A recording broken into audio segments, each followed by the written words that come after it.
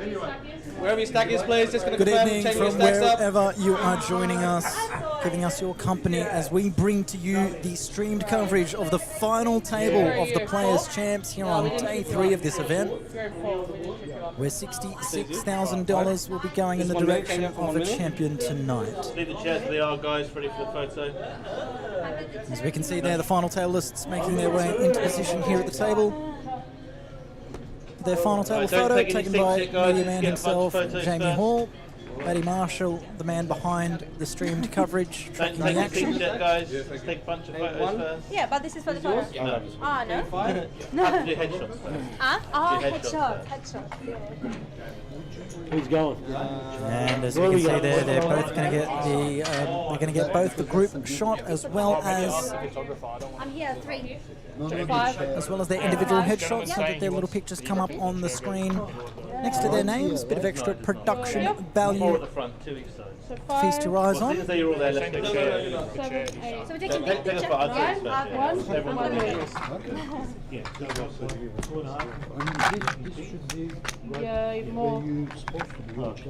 And I'm delighted to welcome another guest commentator into the combox next to me. Just photo first. Very dear friend of mine, co-TD and a player as well in recent times, Adrian Mendoza. Adrian, welcome to the box. She'll move over, I'll move over. There we go. Take your phone. Rhetorical question, or do you want everyone to reply in the comments right now? There we go. Can we get Ray out of the picture? Get some comments. They look a lot better. Make sure you smile, Danny. 80 also. Yep, No, that's not me. 1.5. Yep.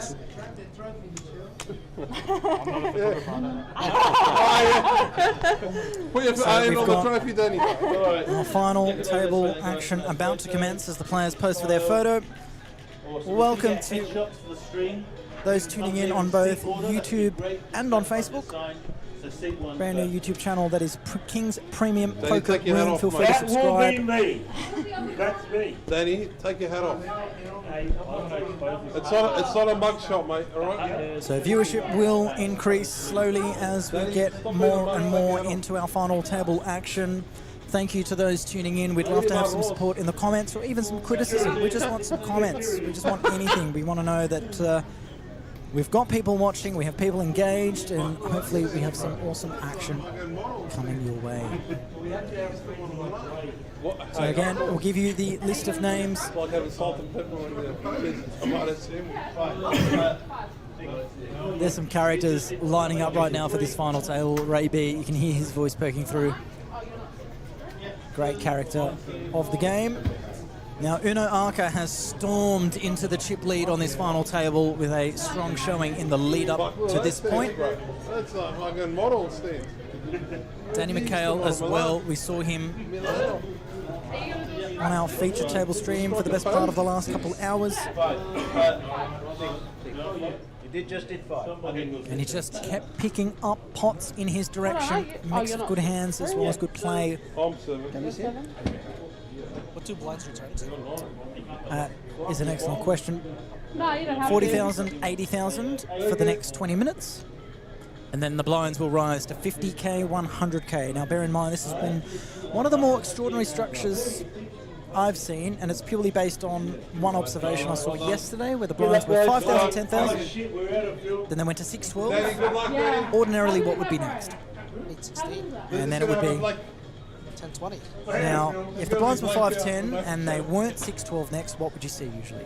510, and then you'd see 714, and then if there's 714, then what would it jump through? 918. No.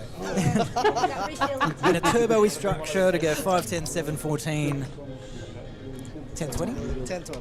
A good structure, 510, 612, 816. then 1020. Yes. This tournament, 510, 612, 714, 816, 1020. I like it. I quizzed Natan. I said, where was the 918? See, we're thinking, We're alike. thinking similar exactly wavelengths. There we go. May's watching. I hope she's watching with sound this time. one of the dealers there. Absolutely lovely. She was watching our stream, came up with the notification that she was tuning in. Tesla's payment's going to be on 4. Cheers, guys. One. But I've been a book. I feel like it's, oh, is that the ace? Oh, ace of hearts. Could be the ace of spades. No, spade's bigger. That is in 1. What's the min again? 7,500. First place and second place will be included with the Sydney Millions main event ticket, guys. So good luck to everyone. Thank you. Is that for this year or Good next luck, year or everyone. any- Good luck.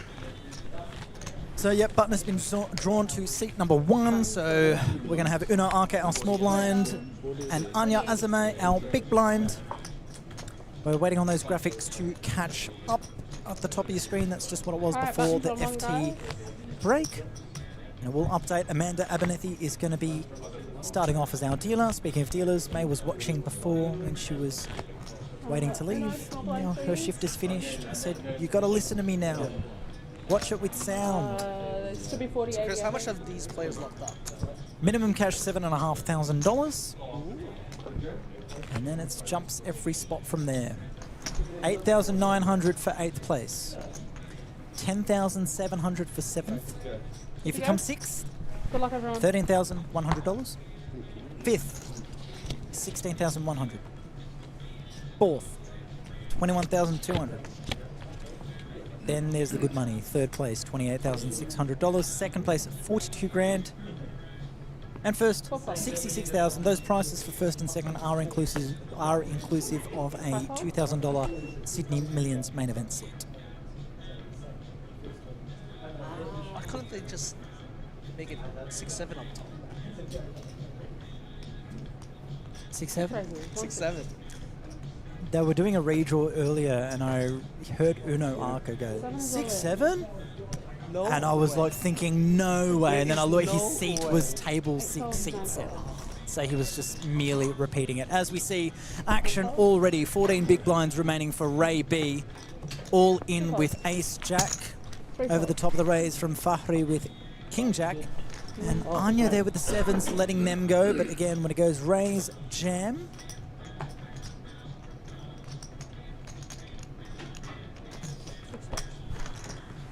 And again, the payouts are in the comment section. If you want to visualize them, they are there. Ray gets the shove through, picks up some extra big blinds. Michelle, still the short stack. Still lots of playability left here.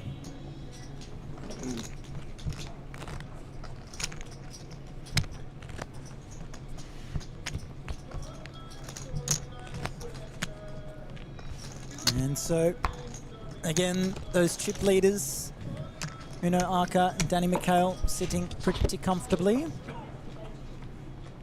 Some work to do for the short stacks, but never, ever out of it. We saw Zach Gay come to the feature table with 10 big blinds. He had 400k. Now he's got 2.3 million. Never out of it. Ray B folds the ace-8. Surya, Jack 5-0, not quite the candidate to continue with. Continues to fold around, and Danny McHale in the cutoff will be bumping up the action to a raise of 160,000, you would assume. Blinds 40-80.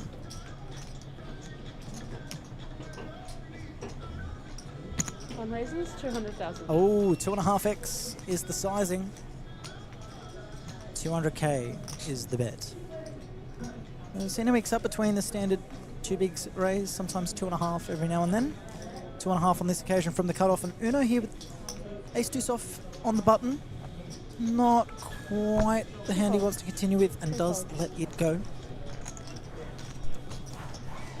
And welcome to the table, Majid Shahikarajani, giving that one a go.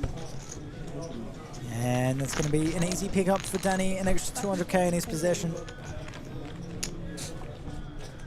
Adrian, tell us about what brought you here today. I played the Summit freeze out today, actually. Yeah, that's 1250 buy-in, $75,000 guarantee. I think they smashed it They've already. smashed the guarantee already, and Rejo is open 2 levels, I think. tomorrow for 2 levels, yes. And they bagged a short time ago, but am I right in saying, unfortunately, you just fell short of that stage? Yes, unfortunately I did just bust in the last.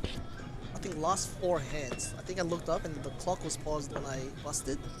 6 fold. Ace 10 versus 7 fold. 10s on the big blind. Thought I was gonna get it through, but unfortunately, 𝗣𝗬𝗬𝗢𝗢 has had aces, aces, ace king, and then 10s almost back to back to back in like the last 10 minutes before I busted. It raises to 160. Just had every hand. Excuses, excuses. Can't find the 3-outer. Unfortunate. Anyway, let's get some support going in the comments. 1 fold. Who are you cheering on this final table? 2 fold. Me? 3 fold. Just generally. Who are you? Well, yeah, who are you cheering on? We'll try not to be too biased, but 4 fold. who do you think will win, and who do you think you'd like to win? I'm gonna have to give it to 𝗣𝗬𝗬𝗢𝗧 in this one, unfortunately. Another Hills player. Yep. Started playing with him quite a while ago. And happy to see him on FT. 10 seconds. 5 fold.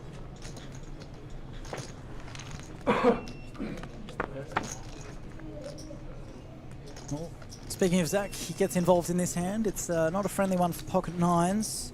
5 checks. Against the big blind range, he's happy to continue here because he's got a lot.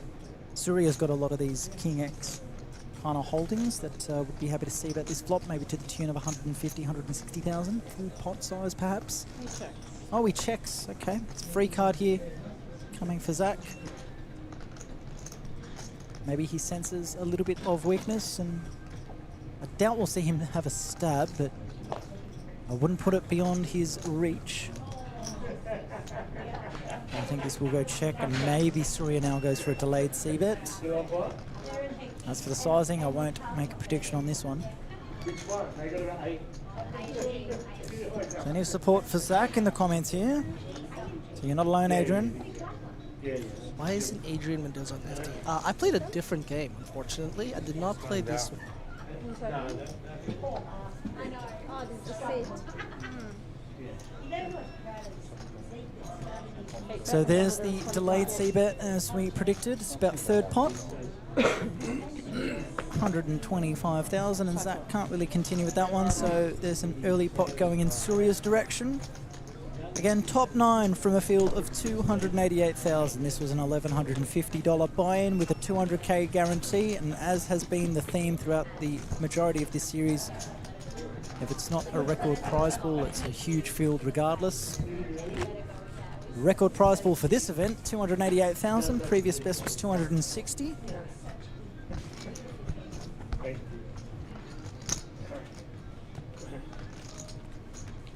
Not quite streaming on Twitch yet, Adnan.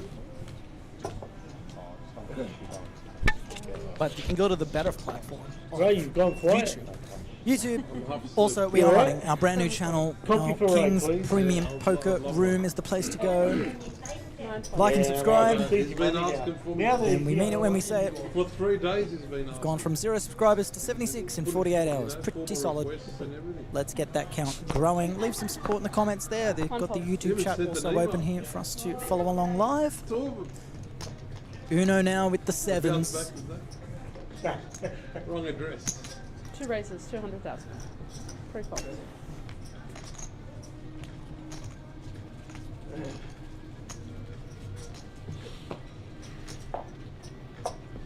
Four folds. 5 folds. Is it 200? 2? 2. Hoping to get Twitch up and running soon, potentially tomorrow. Got a call for the big blind. Yep, pretty standard. Could argue a 3-bet in that scenario potentially. Fafli with the Queen Jack suited, a strong 3-bet candidate. King for the flop. Not very pretty for either player, but Uno is the pre-flop aggressor. Should be a case of bet and win, especially off his stack. That's 100,000. 100,000. 6 folds. Less than 20% pot, but it's going to be good enough to get the job done. And Uno scoops in another pot. He demolished that outside table in the lead up to the FT and clawed above the 4 million chip mark. Adrian, how much action do you have in Zach? I'm pretty sure it was in the realm of 50 to 60%. 99 actually. 99%. He's playing for 1%. No, I bought 2%. In Zach. Oh, well. So, Zach's got to hope to bust as soon as I'm joking. Unfortunately, I have no action in Zach. Just the fanboy. Yep. Hopefully he goes well. There's a few people I'm supporting here, so obviously friends with Zach, but got good rapport with Ray B. I think that's my second go-to here. Uh, Having for some Ray B antics. I like Anya. On top. Oh, yeah, Always yeah, a yeah. pleasure to see around the Australian poker scene. I didn't think I should be here for this week. She came straight from Townsville at the same time I did. Did she? Yeah, she flew straight in. There's no stopping. She went to Magnetic Island for a day with her partner. Did a lot of walking. Saw some of the sites there. I managed to get there myself. Oh, did you go to Magnetic? I managed to squeeze a couple hours there. 5 races, 160. It's quite nice. Magnetic Island, walking around. There were lots of tourists there, the majority of them German. Wait, what? Lots of Germans. It's the only language I heard when I was on Magnetic Island. That is crazy. Yeah.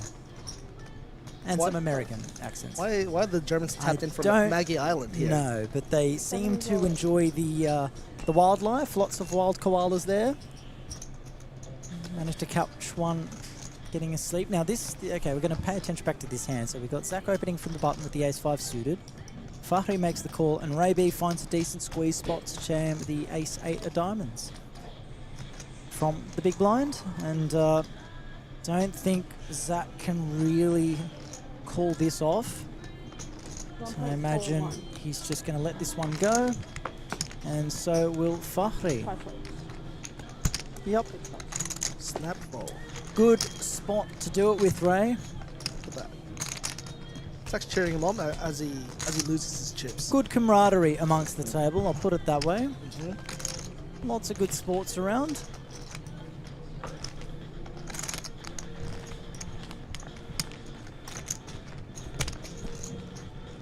How's the last 2 days so far in the booth? It's been good. First day was rough because I came straight off the plane from Townsville and I was fighting to stay awake. I had 2 suitcases right next to me. I was in clothes I'd worn all day. I can't remember the last time I'd had a shower. It was rough, but I had some wonderful people next to me to help keep me going. That's good, that's good. And then yesterday I had a fresh start.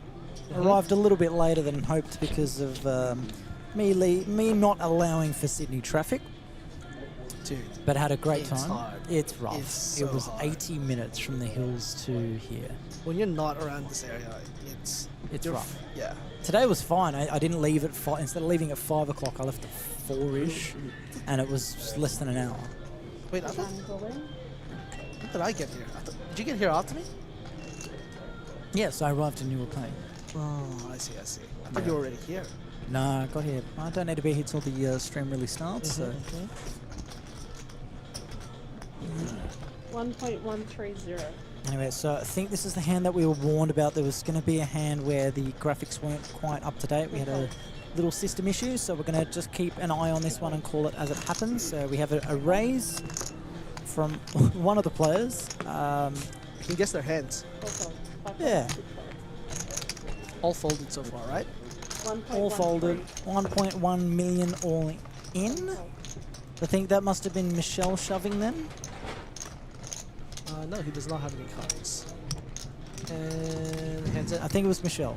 Yeah, Michelle's scooping Oh, in chips. sorry, I see, I see, I Because it see. was 1.1 million, that's what Michelle's got. So I think they fix up the graphics to reflect that hand. So we do apologise for that, but there was a slight issue. But yeah, Michelle jams and everyone folds. And Michelle jammed from under the gun +1. So now he's going to be under the gun. Surya moves into the big blind. And hopefully we get these graphics back on track for the next hand.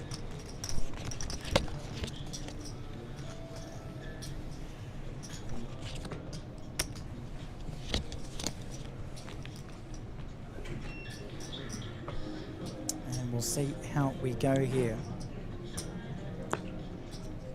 1 fold. Maybe it was 2 hands where the graphics were not so cooperative. We'll do our best to deal with it as it happens. 5-4, 6-4. 7-4.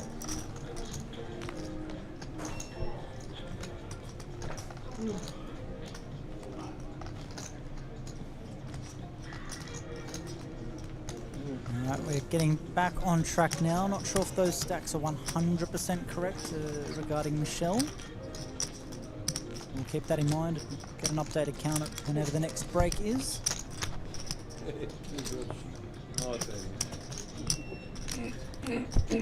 No moves from Ecos from the And bottom. we're back. Yep. Not at all. So do these players get more time banks when they enter FT? I think they top up to 6. I see, I see.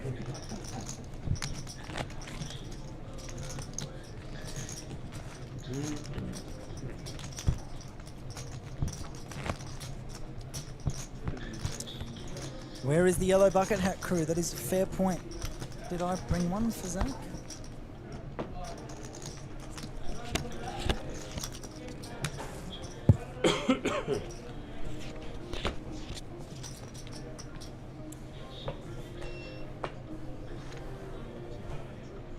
Adrian, you got to take the lead for a second. What? Me? Alright. Oh god. Alright guys, it's just me in the booth now. Chris has gone out to give Zach a yellow bucket hat.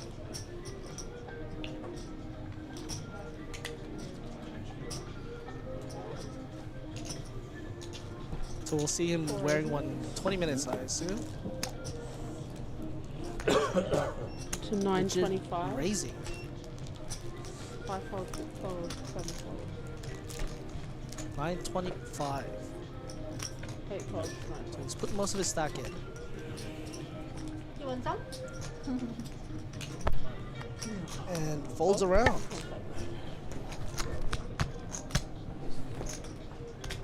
Jake gets a much needed steal in that spot. Anya? No, Majid. Ah, I heard she. It said he. Yes, yes. All right, we've got some requests about the bucket hats. Let's just say that in approximately 19 minutes' time, there might be a change of attire for Zach. You know what that felt like when you left? When you go into the grocery store. And your bum walks away. Exactly that. You know exactly what I'm talking about. I'm left, like the cashier is looking at me. Yeah. And I don't have any money. The items are on the tray. Like, I don't know how to do this. Do you have a Firebase card? I don't know. I don't know. Mom's got it. She went to get bread? I don't know. And Dad went to get milk. Yeah, I won't bring that one up. Anyway. Final table action. The stakes are high. $66,000 going in the direction of whoever wins this one. And Majid Shahikarajani finds a shove for his last 17 bigs with pocket 5s. It's on the larger end of shoves. Still 17 bigs, which is often considered very playable, but you're going to be folding out a lot of hands like ace-5 suited, so be hard-pressed to see a call from Danny here. He has asked for a count, but it is more than a third of his stack. Close to half. Fair chunk of his stack. 1.36. 1.36. 36.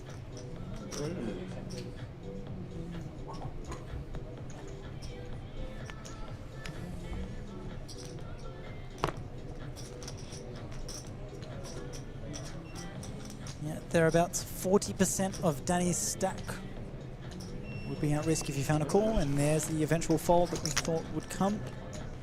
And safe to say, Uno will not be calling the 4-deuce, and Majid gets the shove through. Blind drop this hand, guys. Now he's up to 20, and you heard it here there. You heard it. Amanda said it. Blinds are up. She did. 5,100 now. So the blinds there for that previous hand were 40,000, 80,000. Now it's 50,000, 100,000. Good luck, everyone.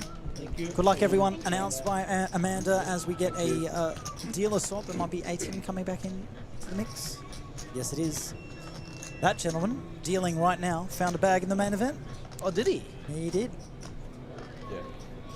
It's less than start stack, but hey, bag's a bag. Bag's a bag. All changes on day 2. The many talents of our staff, not just dealers, but strong players themselves. You learn a thing or two when you're dealing. Isn't that right, Adrian? Been at TD for how long now? 7 years? 8 years? Yep. 2018 you started? Yes. Because you start. When did you start? 2019. Start of 2019. Yeah, April 2019 was the first time I TD'd, and It's- I remember you were a bit before me. Easter Monday of 2018. So we're a year apart. I was April 2019, so April's generally around Easter really? time. So yeah. Yeah, got me pipped by 1, but yeah, been around the industry for a long time, the both of us, but in recent times, been around the big leagues. Yes, sir. Yes, sir. Not just the nightly scene, you know, local free rolls and that. We've seen any 2.5Ks, 5Ks, casino series, you name it. We've been in and around the mix. And good to see you playing a little bit more Yes, as well. yes. Taking the game seriously, doing some study. Yeah, it's been fun. It's been great. People around us in our group finding some big runs. Rob Liu with the 200k cash for 4th place in the WPT Australia Championship event. And Jared Thatcher finished 3rd in that event for 270 grand. Jared sat next to me in the booth yesterday for a good time. Good amount of time and a good time. It was good fun to have him with me. It was very good value and love to have a laugh. Played with him today. Always. Yeah, on always your a table. Smile. Yeah. He's a very good player, but he doesn't take things too seriously. He's actually a very good player. He's got the runs on the board of 1.5, 1.6 million on his ended mob. He's got a very solid record, but yet he's always down for a chat. Love to talk rugby league with him. Everything else. Now, as we said, blinds are up 50, 100, makes calculating big blinds pretty simple. Anya Azame, if I do my maths correctly, she's got 30 bigs. Looks correct, actually. It Maybe might be 29.9, but we'll round it up. Yeah. Spot on, easy to calculate. So here we go, got some interesting hands here. Michelle's found a fold. And again, it's Ray with a very normal size raise. Very conventional raise of 2.8 big blinds. Ray B, a standard action there. He will understand later. You're welcome, Ray. So I walked into the venue today. He comes right up to me and goes, "What did you say? Unconventional, substandard, unorthodox?" I was like, "Well, you were raising 2.5x instead of 2x." So, lesson learned. Ray there with the perfect play. Everything's great. Everything's great, but nothing is more great than Ray B. It's the Ray B antics that I was talking A about. very man. orthodox sizing of 2.8 big blind raise pre-flop. Definitely straight out of the textbook, that one. I feel like I'm digging myself a bigger hole. You definitely are, because I know he's going to watch this. I know he's coming back for it. We love you, Ray. It was quite funny. I was pulling up today. For some reason, I was had a mixed shuffle playlist on, and funnily enough, as I was arriving at St. George League Club, this very Arabic-sounding song with a very... It's one of those songs you hear at a Leb wedding. Right. Everyone dances to and claps their hands, and that was very... You were like, listening to that on the way here. listened to it as I was arriving. And I just happened to be driving past Ray B with the window down. And just gave me this look. He would have expected anyone else but me if he heard what was coming out of my car. Anyway. Did he start dancing? I think internally he would have been. It's just in our roots as Lebanese to hear that kind of music and just start tapping your foot. But I think he was. I saw him for about 2 seconds and drove off, and he had a bit of shock in his face more than anything. Anyway, action folds around a small blind after Danny opens from the hijack.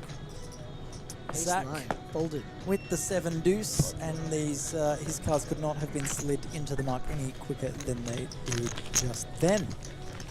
So Zach on the ropes. It's that pivotal hand earlier in the tournament. He had King Queen and defended out of the small blind after a hijack open from Surya with the A7 of diamonds. Cut off open, A7 of diamonds, button flats. Zach has king queen off in the small flats. Big blind defends. Flop was queen. 7 deuce. As rainbow and as disconnected as it gets. Pretty safe board. Zach checks. Of course. Checks all around, I'm pretty sure. I Checked watched this, it- watched yeah, this over there while I was playing. Checks all around to the pre-flop aggressor, and pre-flop aggressor checks and then peels off a 7 on the turn. I remember watching that hand. but And I saw it on the flop. yeah. I was like, how does he always win these spots? That's crazy. And then turn came, I was like, oh, that's not good. Good thing I didn't message him. Yeah. Anyway, so Zach lost a big one there and he's had to crawl back, and now we've got a funky one here. Uno opens, and I'd love to see a 3-bet here from Anya. But fair enough in position if she elects to just flat. And calls the 200. Peeled it in position with the Uno with that stack and with his aggressive style of play. Wouldn't mind seeing a 3-bet every now and then, but well, we're going to get one now. Now standard would be 3x plus a little bit out of position plus the limit. We could just see a jam here from 𝗣𝗦. That would be his style. I don't think it's an awkward sizing to go something around the 750 to 800 mark. Or he goes to 600. Okay. So he's gone just the flat 3x the raise, but he is out of position, and there was also a limper. So I think I'd like to be sizing this one up a little bit more. Yes. And I wouldn't even mind a jam, to be honest, because he is out of position. It's ace king offsuit. We do want it. It needs protection. So he's giving the other players a very fair price to just come along for the ride. Uno does find a good fold because he can be dominated by so many hands. So I don't mind the fold with king jack, whereas 7s I feel like has to peel and see a flop just to set mine. So I think Anya would.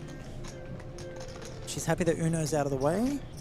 She gets to go heads up. She's in position. It's 400k. It's 400k more, and there's more than 1.1 million in the pot, and I'm gonna eat my words because she's folded. So everything that I expected in that hand did not come to fruition. I thought we'd see a bigger raise from 𝗣𝗦.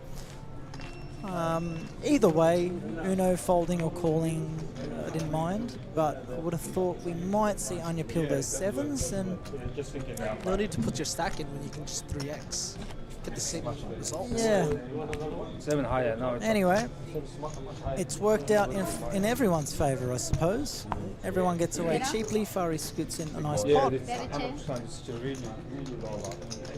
and life goes on. Final table of the Players Champs Day 3 here at the King's Premium Poker Room. It's a call. The final table post is live on Facebook.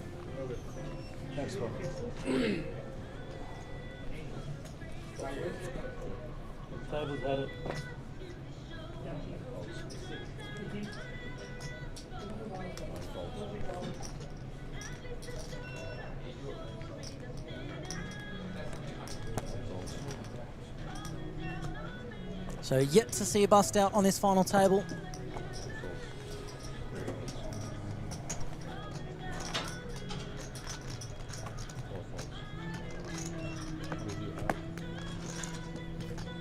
But Lady Gaga and Ariana Grande in the background. Are you picking up on that, Adrian? I actually am hearing. Huh? Did it just get louder for you just then? When you said it, I think so. It's a bit old. Anyway, Kings for 𝗣𝗦 in the small blind. He elected to flat. And ordinarily when you run into King Jack, you might see King Jack bump it up with a raise, but not on this occasion. 𝗣𝗣 leads out for a bit, and Ray's turned a gut shot and snap folded. So anyway, Ray must have sniffed something out there from 𝗣𝗦, who's tried to get tricky there with a limp, which I don't mind, and it should have worked with the big blind waking up with King Jack off. You'd usually like to see a raise there, but it's backfired. I wouldn't say backfired, but more like didn't pan out as expected. Pot went to the best hand in that situation. Speaking of best hand, we had best hand shiatsu massages. Steph I coming to the commentary box yesterday. heard she gave great analysis in the hands. She gave it a go. Did she? Yeah, she came in for a chat to talk about business and life and her work in the industry, and I shut myself up, which doesn't happen often. I said, Steph, I'm going to let you call this hand. How'd you go? She did all right. She was able to read out what the hands were. I was pointing at numbers, and she read out the numbers. She gave it a red hot crack. She's learned a little bit from her time dealing with poker players for the last 21 years. Majid jams, Jack 5 off for Zach will get out of the way. And could have a customer in 𝗣𝗦𝗬𝗢𝗨𝗧𝗦 with the ace queen off on the button.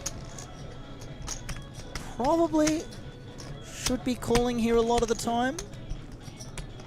Again, hijack jamming for 13 bigs, still sizable. And if he loses, he's going to be relatively short, but he'll still have more than half of his stack left over if he decides to run with it and lose. We see him giving it thought. Still a couple of players left to act behind him, but I wouldn't take that into account too much. Ace-Queen is certainly a hand that I'd be happy to run with in this spot. He's still thinking about it. But he doesn't love this spot. He could take the conservative approach and fold. He uses a time bank chip just to give it some extra thought. Some players might ordinarily see this as a snap call, but 𝗣𝗦𝗬𝗢𝗨𝗧𝗦 might be looking around. He sees $66,000 for first.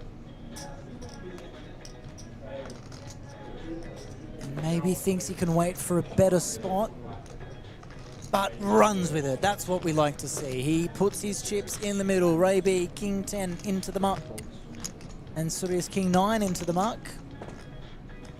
And we are off to the races with Majid's tournament life on the line. Pocket fours up against Ace Queen. 𝗣𝗦𝗬𝗢𝗨𝗧𝗦 really took his time. Did he? Before making this play. I thought he might have even considered folding at one point. And there's a queen high flop. Diamonds are covered by the ace of diamonds. Needs a lot of help on this river. And that is the help he needed. Oh. Look at him! And 𝗣𝗦𝗬𝗢𝗨𝗧𝗦 is not happy. Is that right? And understandably so. It's as good as a flop gets for Ace Queen with the ace of diamonds. A monotone all diamond flop that is queen high. Wow. What a catch! What a catch! What a catch! What a catch! In the slips there, what a catch, eh, Rob? Yeah. Ray V providing his Richie 𝗣𝗀𝗀 impersonation, and I'll do the same. Oh, what a catch! What a catch! In the slips caught in there. I'm not versed in sports. Who is that? Richie 𝗣𝗀𝗀, very famous cricket commentator. Going back to the 70s or 80s when Channel 9 was really the home of cricket. And it was him, Tony Greig, a South African-born English cricket player that lived in Australia for a long time. And he was known for his strong South African accent. Well, the core pork is full here. All happening at the G. And then there was Bill Laurie, the Australian. He was from Victoria. He had a very nasally voice, Bill Laurie. He talks like this. In the 80s. And then there was Chappelli. Were you watching old replays back then? Well, what's funny is what became of those four commentators. They lasted from the 80s through to the early 2010s. Oh, early 2010s. The contingent of four, they were just all over the Australian TV screens every summer for the cricket. Great And tenure. they were all very impersonable. Yeah. So much so that a comedian by the name of Billy Birmingham, also known as the 12th Man, actually created a whole series of like CDs that were like radio shows, like radio plays, like there were narrative stories about he was parodying those commentators and spoke about their day-to-day lives and controversies and it's like a pre-podcast. It's like a movie but just all audio. Yeah, that's was pretty cool. Just the funniest stuff. because Is he this made one of it- those like Chris things that like this is amazing, but like 6 people know, or is this Nah, like it was. like an actual he has big a thing? big following. The, Oh, the yeah. 12th man. So when everyone impersonates 𝗣𝗬𝗢𝗨𝗧𝗦, it's because he impersonated them first. Yeah, and So then the everyone's- impersonation becomes like the standard. When I impersonate 𝗣𝗬𝗢𝗨𝗧𝗦, I'm not really impersonating 𝗣𝗬𝗢𝗨𝗧𝗦. I'm impersonating the 12th man's impersonation Yes, of exactly. 𝗣𝗬𝗢𝗢𝗨𝗧𝗦. But I think everyone will be doing Yeah. the same. So, like, I'll find a clip that it's all. Let me show you. I think I've got it on my Apple Music because I actually downloaded all the CDs and that. Here we go. It's my recent stuff. So, Well, look at our hand here, I think. So Rhea just went all in with Jack 10. yeah, which I don't mind over the top of Fahri's ace 4 of hearts, and he can maybe thinking that Fahri's tilting a little bit, or maybe opening a little bit wider after that recent loss just then. The 2 outer on the river. Thinks he can get a wide range of hands to fold. Great raise, great raise.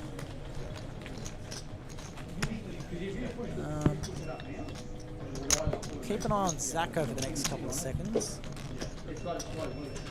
This is the 20-minute mark now. Yeah.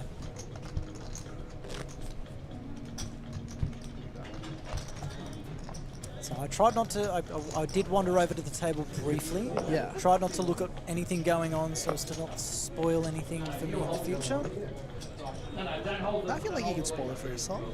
No, I like not knowing when I call a player certain sizings or. Well, you saw the 4s versus ace. No, I didn't see it. No, but you knew that he wasn't going to get it because he was still there. I didn't. Well, I tried not to look at who was still on the Oh, table. I I see, didn't I try see. not to pay attention. I just locked eye contact with Zach, and you can almost see him acknowledge me. No. I walk over and pop a hat on the edge of the thing. There it is. There's me with the hat. I see me. I immediately turn around and walk straight back. I do not look at the table. I don't look at who's left. All I did was pop a yellow bucket hat there on that corner as you see Zach go around and get it. And we're going to see the change of attire that we're talking about. The yellow bucket hat crew. They've got their man grabbing a seat in seat 5. And here comes the run good, they say. There it is. You know what's happened? These hats. Look at. That looks better on Little upgrade. I think Anya. Anya's making a comment about Yes, because she made a comment to me as well in Brisbane for the APL PT main. it. So you can see me there coming over, delivering the yellow bucket hat to the rail, and Zach went over, collected it, and has popped it on. There's a few yellow bucket hat crew members arriving to rail. George Zhang's in the building. Chris Petrie The will be OG, around soon. the OG yellow bucket hat man. Yeah, George Zhang's got the Prada bucket hat, I'm pretty sure. What's that retail for? $1,000? Regardless, 0.1% of his bankroll. So Retails for pots tier 2 at the APL million. anyway, well, here's a hand for Anya. She bumps it up from under the gun, and Majid here with a possible 3-bet candidate. Hard to flat there with so many players behind you. So Aline, he goes with the call. Happy to evaluate based on future decisions from other players, but Jack 10 suited, very playable post. Just a tricky position from an undergun open, and you're in the first position to act after that. Yeah, so Anya, I got moved to her table in the main event for a different game, and I brought out my Labubu that had a Yeah. yellow bucket hat on it, Yeah. and then as soon as I brought it out, she was like, "Oh, are you one of them?" I think I have PTSD from the last one I played against. I was like, Oh, Brock. yeah. yes. So She's like to me, "Do you know Brock?" And I was Yeah. like, "Yeah, I went to school with him." So Anya's history with the Yellow Bucket Hat member was at last year's APL Million main event. Quite deep in the tournament, late on day 3, approaching the final table. She has pocket aces against Brock's pocket 5s. Dream flop, ace 5x. 5 on the river, was it? 5 on the river for quads. 5 on the river for quads, and that's how Anya was eliminated from that event. I spoke about her finding a deep run in so many events, and she often does, and then that happens. Yeah. As Talk to much as Brock we about love it. Brock, Brock said, I felt it. Breaks for Anya. Yeah, Brock said he felt it. He felt it. Brock's He had got a- no fear. He just knew. Absolutely. And to finish that story, by the way, she knocked me out that hand. I played one hand. Bit of I got moved. redemption. I got moved on that table. Played one hand. She knocked me out. Yep. Now here we go. Let's look at what's just happened here. Anya's open gun, Jack 10 suited flats, and then Danny just fires out the Ace 8 offsuit with a 3-bet to 550,000. It's essentially a click. It's gone 2 big blind raise, flat for 2 bigs, and he's gone less than 3x from the worst position on the table, pre-flop at least, or post-flop, sorry. And he's, wow. And because he's made it this sizing, Jack 10 of clubs could still come along. Someone handyman there. He's got the right price to come along because there's some dead money in the pot with Anya's 200k. 200k in a smaller, in a big blind and ante, plus another 50k. He's just got an excellent price, 400k more to win 1.5. Jack 10 is suited. But when you flop top 2 like that, but it's a monotone board, you're not loving it. Did Anya have a diamond in her hand? I don't think so. She had. No, she the did not. same Yeah, she had as black Danny. ace jack, yeah. All in from Danny. Majid can proceed no further and immediately folds. And Danny extends his chip lead, or rather takes the chip lead. As Uno dips below 4 mil, Danny about 4.5, sorry. But yeah, I'll give you the rundown of this. Oh yes. 2001 radio show. It's essentially a movie, but just all audio. And How it's long does it go about. for? It's like a good hour and a bit. 2.5 hours. But it's comedy and it's funny. But it starts with the commentary team, and they talk about going to commentary practice and who's the captain of the commentary. It makes this whole world that doesn't exist. Yes, they're commentated that they don't have commentary practice. There's no commentary captain. It's just all normal. But there's they're characters. They're like, each of them, you can do impressions of them, and they've all got their own style and tendencies and that. And he's turned them into these really cool characters in terms of his radio show. And it starts with a phone call from Eddie McGuire from Channel 9 who says, Richie, I've got some bad news. We've sacked you. Instead of paying for 4 commentators, there's this impersonator guy named Billy Birmingham, the 12th man. We're going to hire him, And he's going to do all your voices. And Richie goes, that's ridiculous. What are you talking about? You can't do that. The bloke doesn't know anything about cricket. And then so they get, they get sacked. And then it's the story about the 4 of them. Yeah, about them fighting back. They get petitions. They go on radio shows. They go on the I can't mention Alan Jones now. I can't actually. Jeez. They go on a radio show. And then, like they do on those talkback radio shows, they'll quickly break into an ad without much context. Yeah. So they go on the show to say, we've been sacked. It's ridiculous. We need to get public opinion. We'll pause for a second. Come back to this hand. It goes. Michelle opening from the cutoff. Flops top pair and checks. Oh, after Danny does 3-bet the king 10 suited, so needs a jack or a king to improve. Not quite. Michelle does check, hoping to get to showdown, and he's going to be good. But yeah, they're on radio, and they're talking about how, this is ridiculous, what's going on? And then the radio host goes, are you making frequent visits to the toilet? And then he's like, that's the lead into this ad. And then Bill Laurie goes, oh, well, yes, I actually do. How'd you know? And he goes, he starts laughing. He goes, no, I'm doing an ad. And he's just publicly admitted, Yeah. And one quote that I'll always remember from the end of that ad is, if symptoms pedoct, see your sister. What? If symptoms pedoct, see your sister. If symptoms persist, see a doctor, but it's tickled my sense of humour to hear. It's if very symptoms crisp. Yeah. Well, that one joke is very crisp, but the Yeah. rest of it is like just funny. Anyway, so it's a full radio. I've never listened to anything else like it in terms of a narrative story that's Yeah. all audio. It feels like a dying art. But it's perfect for this guy's set of talents as an impersonator.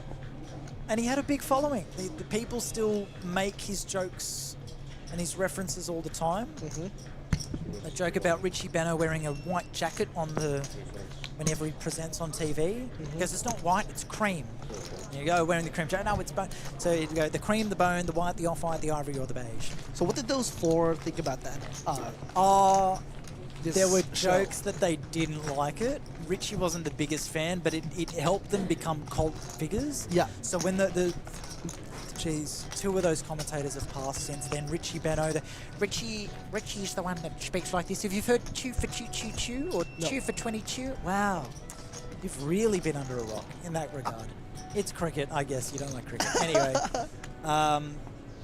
I'm the least sports person. if you go to I know. any Australian, even if they don't like cricket, if you see something with multiple twos on the screen, you'll hear a 𝗣𝗦𝗬𝗢𝗧𝗦 impersonation. I didn't You even hear watch Play chew School. for chew chew chew, chew for chew chew, chew for 20 chew. Or what's the other one? Wiggles? You didn't None watch of the Wiggles? No, well, I came here when I was 6. Oh, I forgot that. That's right. Yeah. Right. But even then, I wasn't even watching. Wiggles was the first concert I ever went to. Oh, what did you? Second concert was Bruno Mars and 𝗣𝗦𝗬𝗢𝗏 opened for him. My first was Bruno Mars. I watched Would have been before mine, like 2015 or something. 2013, Wow. 14. Yeah. And Miguel opened. Or 𝗣𝗦𝗬𝗢𝗏 for my Bruno Mars. I was very happy. That's where it started? Yeah. She came out. She Life had her changed after wisdom that. teeth pulled out a few days earlier, and there was doubt whether she'd be able to come and open for Bruno Mars. She came on stage and said, "I'm so sorry, everyone. I've got a little bit of a tooth issue." And I was like, "Oh my god, that accent!"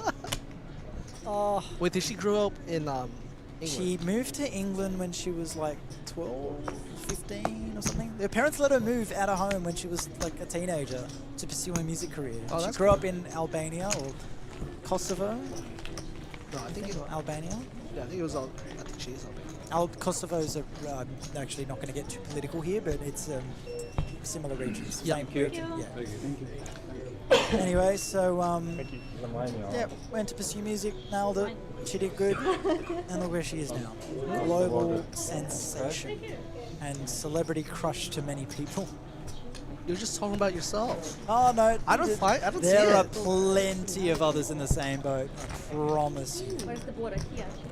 Yeah, pretty much, yeah. Any Okay. gentleman watching along, Adam Qureshi. I don't think he's watching, unfortunately. I don't think he's watching, but if he was, he would be the first to agree with me. I need to open the chat again. There we go. Bucket hat's in there.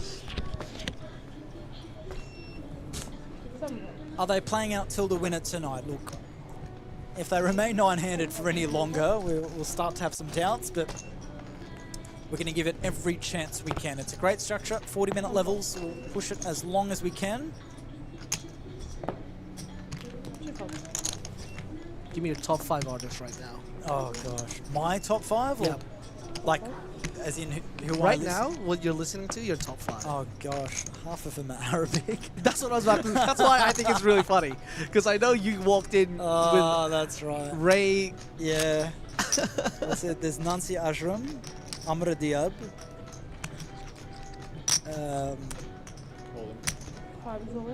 Asi El Halani. Hold on, we got an all in from Zach Gay. Yeah, 14 bigs in the small blind, blind on blind. Oh, and he's run into it. I think anyone else in Faru's spot might be snapping off against Zach. This is actually like almost the top of Zach's range out of the small blind here. And he's going to get a fold. There's no ante. Amazing. He's amazing. Yeah, there's no ante. Thank you. So, yeah, anyone watching at home, blind on blind ranges are wide usually in that spot. Zach's going to be doing that with like any There suited was one there. queen. Yeah. Only one. I think I want to speak to Zach. He's going to be raising with a lot of hands in that spot. He actually happened to be like relatively strong in that position. And Ace 8 not good enough. if I'm in the big blind and I've got Zach shoving 14 bigs on me and I've got ace 8, I couldn't put my chips in fast enough. But again, that's knowing your opponent. That's taking lots of factors into account. $5. And then 𝗣𝗦 could still be thinking about that ace-queen call-off against the 4s. Flop a queen and the nut flush draw. And of course, the 2-outer, 4 on the river. 9 folds. 1 fold. 2 folds. 3 folds. Yeah, probably. 5 folds. Probably means 80%, right? Huh? Probably means 80%. Yeah. Yeah. There was Chris has stepped out of the booth. It's just me again. Me and the cashier. Probably is 80. You guys heard that earlier. 𝗣𝗦 has gone all in with King Jack, 17 bigs, and Ray folded with a double down hand. Most likely. Fortunately, he's playing the wrong game. Not blackjack, is it? No, not today. Not today. Top artists. 𝗣𝗬𝗢𝗢𝗧𝗦 up there. Oh yeah, forgot about that. God, you'd think I'm a teenage girl with my music taste at the moment because it's I think all we have similar tastes. Olivia Rodrigo, Chapel Roan, Okay, not those two. 𝗣𝗬𝗢𝗢𝗢. Really? I mean, You're- they're okay. I love Chapel Roan. Chris Petrie, I agree. RE 𝗣𝗬𝗢𝗢𝗢. Yes, Chris. He's on it. Yeah. He knows. 9 folds. Goat knows game.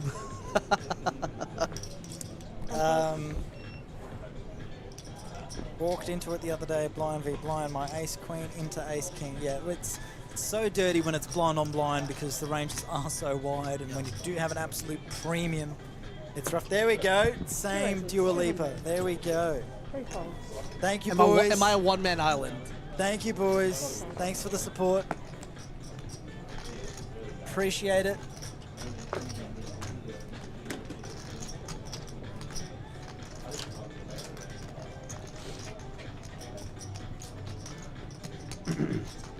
𝗣𝗬𝗢𝗢𝗢𝗢 is like pocket aces of the music industry. She's the red aces. Red. Red aces. Oh, okay. So who's the black aces? Oh god. Michael Jackson, but now he's the white aces. Oh my God. 5 raises to 1.5. We are on the graveyard shift here at King's Room. It's after midnight. 8 folds. Oh jeez. Yeah. Oh god. We're gonna have to find our new black conversation. aces, Oh, yeah, okay. and then we're gonna have to find ace king. Yeah. One of these artists. Ah. 200. Chapel Roan's giving me like Queen 9-8 Jack. of hearts. What? Yeah, okay. Yeah, Queen Jack. No, she's queens. Underground artist. What are these? Not underground. It's funny, the next concert I'm going to is actually Sam Fender. And Oh, really? Holly Humberston is opening for him. And I'm actually going to see him because she's opening. So I see. Are you a big Sam Fender fan though? Huh? Sam Fender is fine, but I thought you were going for Holly Humberston. it's the only way I could see him. Anyway. So I'm saying, are you? I fan? need to do some research on him before we get into it. That's what Speaking of getting into it, ace 5 off under the gun from Danny, and he's reaching for chips. He's using that stack. 200. 1 raises, 350. 2 folds, 3 folds. 350 That's large. 5 folds, from the gun. 6 folds, Fold out. 7 folds. Zach just snap folds 5s. You get a gun open to 3.5 bigs, and well, lucky he did fold 5s because he doesn't have many outs to work with. Danny holding one of them. Thank you. and Michelle holding the other. So if he hit that ace, he was gonna be dead. unless it came ace deuce 3 4. That is very true. The 2%. The milk. Low fat, high calcium, I high protein. I actually do know that. That one I have. And only 2% fat. I hear 2%. I can't think of anything else except milk. Anyway, Uno here, getting his cards back on the reader, please. Nope, we'll never know. Let's say aces. 3 folds. Probably not aces. Probably not the dueling. 20 folds. Anyway, folding around here, not seeing very many pretty hands, and as I say that, the pocket jacks. Who are the pocket jacks? That feels like Because there's got to be Benson some Boone. negative. I don't know for why. Benson Boone, I don't yes. know why. It just feels like it is. All right, Surya wakes up to Benson Boone on the button, and you'd assume we see a just clean 2 big blind bet. 200,000? Maybe it's 205 or 210. 225,000. 225,000. Okay. Let's get some commentary of Anya's hair tie getting in the mix. Perfect. She's nailed it. Amazing. No shot clock needed for that one. Anyway, Michelle here in the small blind decides to come along for the ride. And wow, now we got some hands. Danny, ace king off. Question is, how big will this 3-bet be? Gets two I plays. think 750. Gets 2 players sub 20. Or all in. Is he just going all in? He might be doing that. Look, against 2 shorter stacks, both 14 and 15 bigs behind, I think this is fine. Stick it in now. Put him to the test. I don't think jacks can fold. But again, depends on how much you want to take ICM into account. He is one of the shorter stacks. Uses a time bank chip. Look, when you got the big stack, being aggressive, being a bully, playing a lot of hands, opening a lot, when you do get a premium like jacks, I'd like to see a player take their chances. And he's announced call, so I like this a lot. Michelle will get out of the way, and we have our Second all-in. second major all-in now, Wait. and a chance for our first knockout. That says 8. Oh, This is a different. oh, we do have a card reader error. Well, Well, okay. Jack on the river, straight, but it's a boat. It's a boat. Never mind. Never mind. That is So, unfortunately not ace king. no. Even if it was ace king, It Jack still got on the river. Yeah. Benson Boone wins this hand.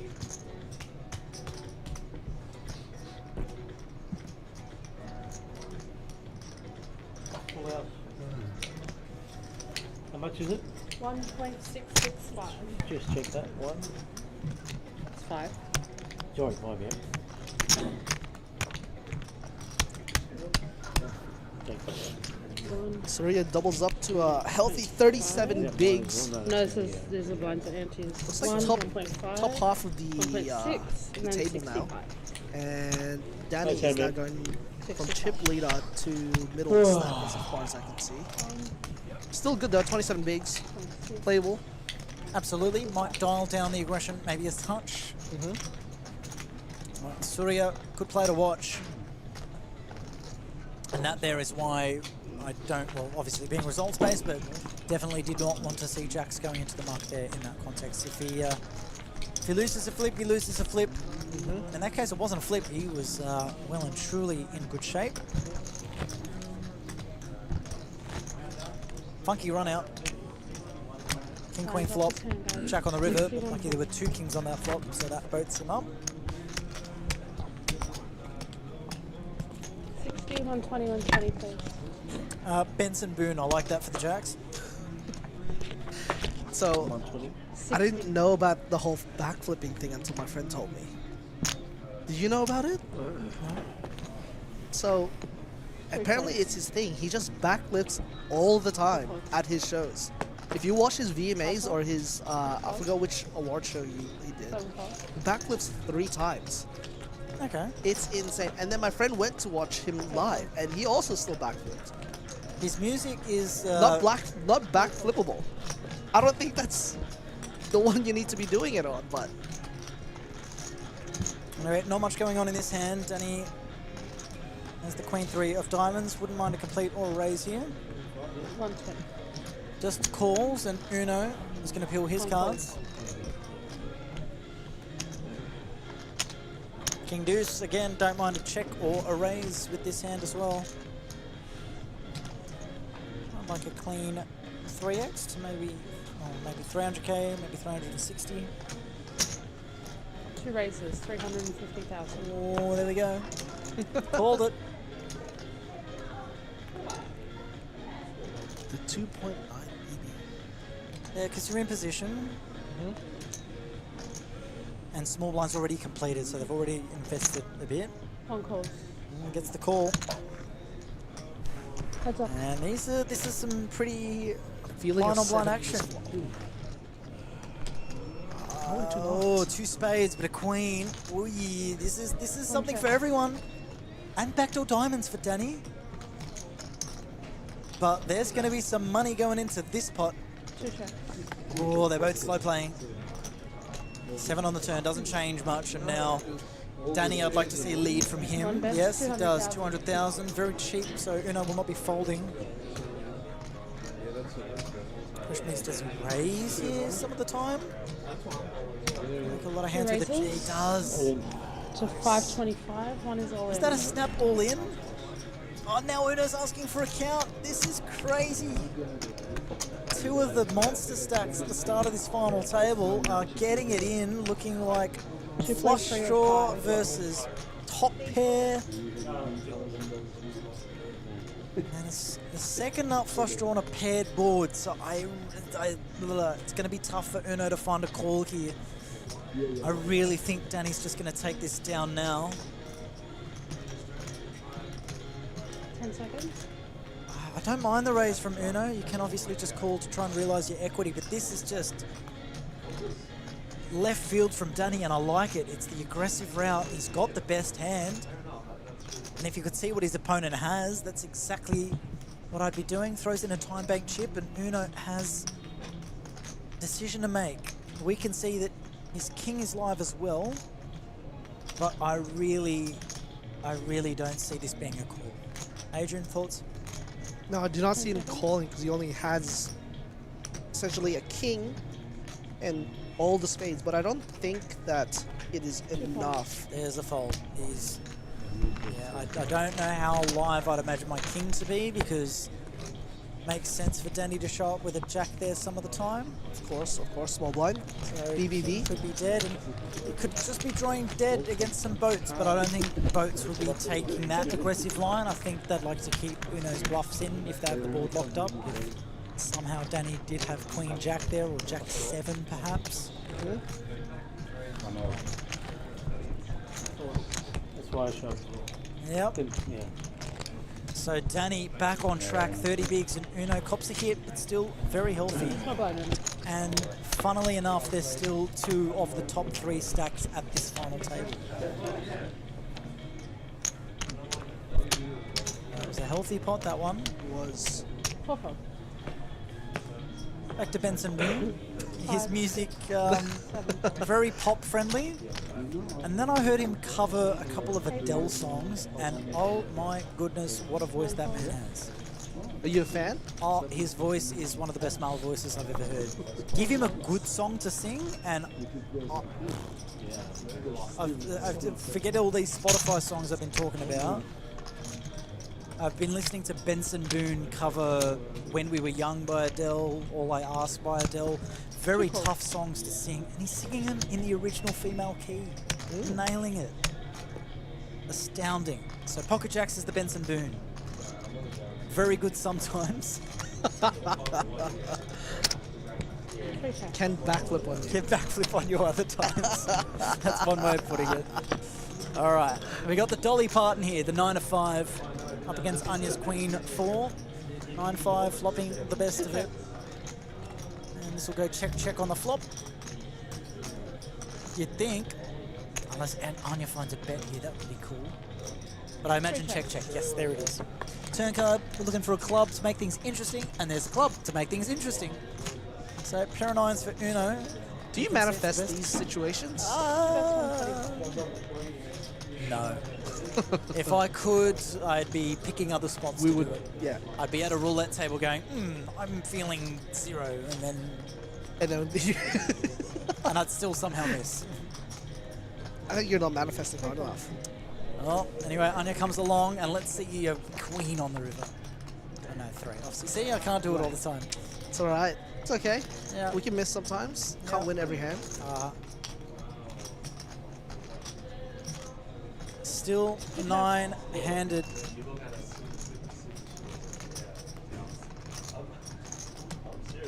Well, I love blind versus blind spots. Free check. It's probably my favorite spots in all of poker.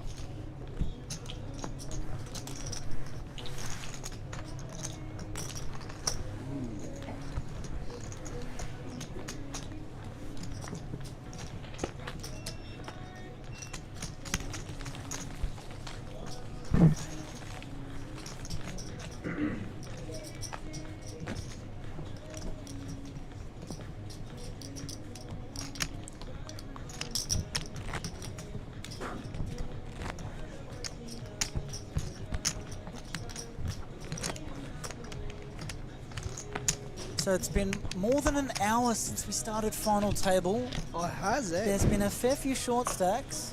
Well, there's a few stacks around that 13, 15, 16, 17, 12 big blind mark. It And is we're catching yet up to to see him. a bust It out. is catching up to him. Queen, Jack, offsuit for Zach. Not quite the hand he wants to go with for his tournament life. Not under the gun 9-handed. And Fatih there with the King 8 of spades, also going to muck it. Any deeper or any later position, we'd see hands like King 8 suited and King 7 suited getting involved, but not when you're facing elimination first. And now Michelle with Ace 10 offsuit in the hijack. We'll see a raise. I'm almost certain to him in two big blinds. Oh no, he's all in. The triangle is out. Yeah, he's got 12 bigs. That's And we got the duckies on cutoff. Yeah, again, if we saw a raise, just a min click, we'd see deuces get in the mix, but not against the ace 10 off. I need to look at sizes before I make predictions. Uno, ace, jack on the button. Here could be a chance to have our first elimination of the final table if he calls, but maybe it's just not quite strong enough. And he lets it go. No. Wow.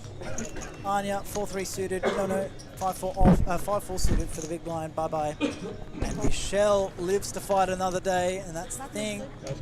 That's a good jam. You're getting better hands to fold. And now Ray B, our short stack. Probably the most conventional player at this table. Very. The most orthodox player at this table. If there was a poker textbook, it'd be based off how Ray B plays. Correct. I think he's probably the most GTO player at this table. At this table, I'm talking the Oh, sorry, all of Southern Hemisphere. Yeah. Anyway, Fatih with the Jack 9 off, we'll let it go, and then we're going to see what Ray's got. And whatever he does here is what he should always be doing, and that's folding 10-5 off. You get a straight with those hands. It's it blocks all straights. Yes. 10-5. It's a nice candidate to get funky with. The 10-5 suited. I like to play it now and then. Uno, pop your cards on the reader for me, please. I'm gonna guess this hand is a pocket. 250. I'm gonna say King 10 or something. 4 folds.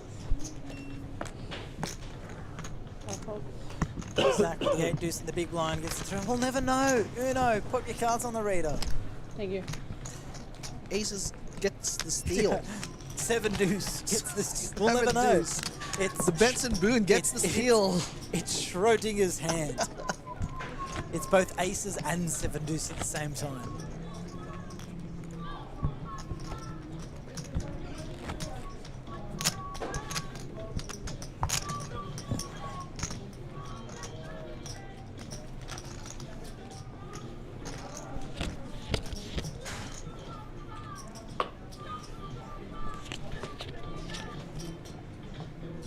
Tempo.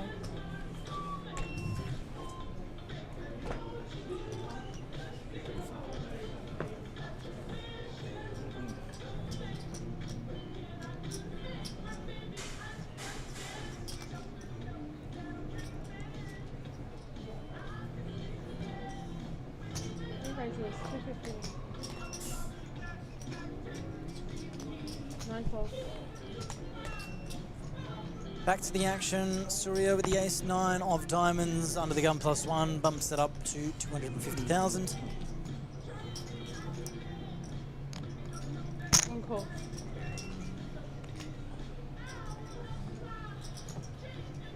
Blinds are currently 60,000, 120,000. 4 fold. And Adrian has been wonderful in the box with me. Yes, yes. So I'll come back probably later this week, maybe. But we do have 6 fold. the, 7. the great George Zhang hopping in the booth, replacing me. Yep, George Zhang, winner of the Tier 2 Player of the Series promotion at the APL Million. Found some deep runs in a variety of events and big cashes. A few tens of $1,000s going his way, I think. George, welcome to the box. Pleasure to have you with me. How are you today? Yeah, good. Thanks, Chris.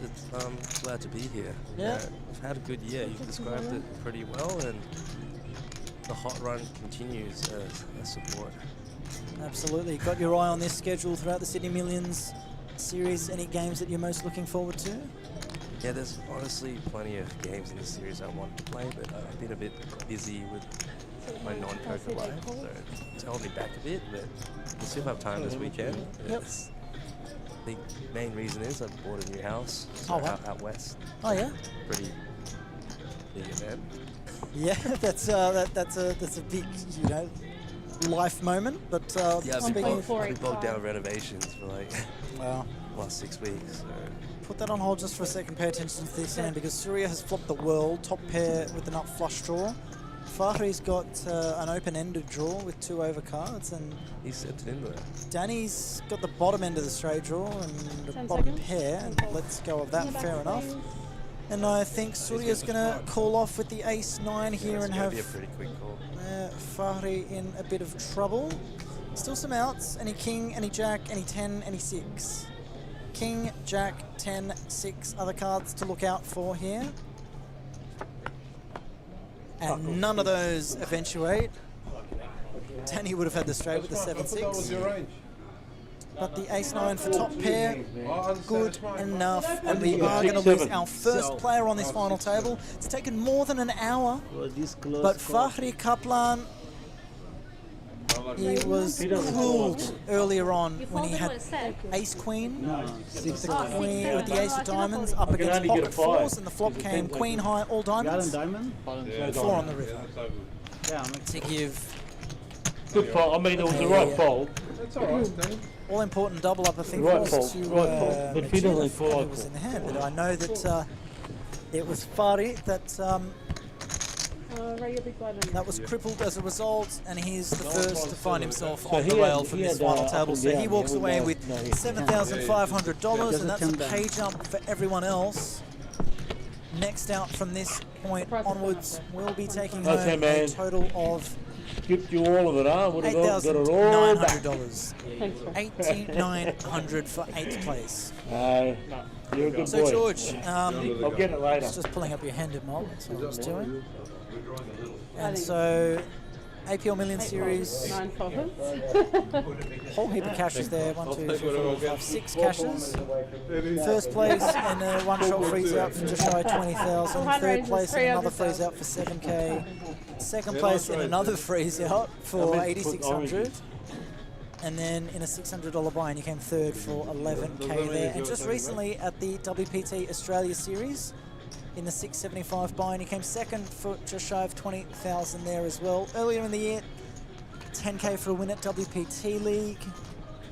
Just a whole series of 4- and 5-figure cashes for you in recent times. What's changed, do you think, in your approach over the last 12 months, or do you feel like you've, always been playing consistent to a decent style and just had a bit more going your way? What do you put it down to? Maybe the biggest change this year, if I do work as well. I stopped playing during the week, and I feel like that's really helped reduce some volume that I may have had. I heard it. I tried to say that. I do study, I do review my hands, and then for a series like the Jeez, Millions, it took a while to get one now. I don't have any other distractions. I did pretty well. This year I ran pretty good, especially in Tier 2. We've been cut there. I guess starting off with a win like that, just got to Yeah, absolutely. It's sort of the recent Townsville series. People that weren't intending on chasing player of the series, as soon as they got the first win on the first day or so, they were like, okay, well, I guess we've got to chase pots now. And that's how it can be sometimes. So you put your mind to it, you got there. So, yeah, no mean feat whatsoever. And nice to see that you've got some other areas of your life working out for you as well. New place, getting renovations done, and with the extra cash boost in recent times, that would help, I assume? Yeah, it's been a good year all around. So One call. really everything going well, running hot in every area. And to a lot of these players are playing professionally, and for yourself to have a job on top of what you're doing, it's all a big bonus, I suppose. So good on you for that. And glad to have you in the box with me here as we get deeper and deeper on this final table. Now our 8 players remaining. You've got the list of payouts there in front of you, so 8,900 for the next elimination. Then you go to 10,700, 13, 16, 21, 28, 42, 66 up top. Would love to hear what would be going through your mind in some of these players' positions. I think Danny's really speculating here. He's coming with something that a little out of the ordinary. He's coming with an early position call. He's done some interesting things. He's had a couple of under-the-gun raises to 3.5x, and he's been playing some hands a little more aggressive than others would, but this is probably the most unique play I've seen from him yet in terms of a limp with the 6-3 suited, and we can see that a bet and a fold is just a bet on this board is going to get the job done, but could get into trouble if he tries anything like that in future hands. Very creative play from him. I'm not sure if other people picked up on it, but it's not something I would usually do in my game, but he might think that people aren't being aggressive enough pre-flop, and he's trying to take advantage of that. People want to hear you, George, so I'll just bump up your mic I speak a bit louder. That works too. Yeah, so it was very interesting to see that. I wonder if that information flows around, people are going to start attacking his limps more, or if he's a bit balanced without having a few stronger hands. But 3-6 diamonds, that's pretty wide. It's not a hand I usually raise or call. So he might be onto something. It's definitely something to know. It was interesting that there were no other interested parties in that hand except the big blind. Yeah, it does bet on the flop. Yeah, it did bet the flop and take it down. You got your beauty, huh? Yep, so interesting player to watch and keep an eye on, and again, getting insight as these hands continue to develop. Zach's gone a bit quiet in recent times. Some might say he's due for a hand, but we don't know for sure. Yeah, but I think a couple of these guys, Zach, Majid, Anya, Michelle, they're a bit handcuffed at the moment, given they're all pretty evenly stacked, raising is shorter, so they should be playing pretty tight, and I expect them to understand that these players play everywhere. You're surprised with that?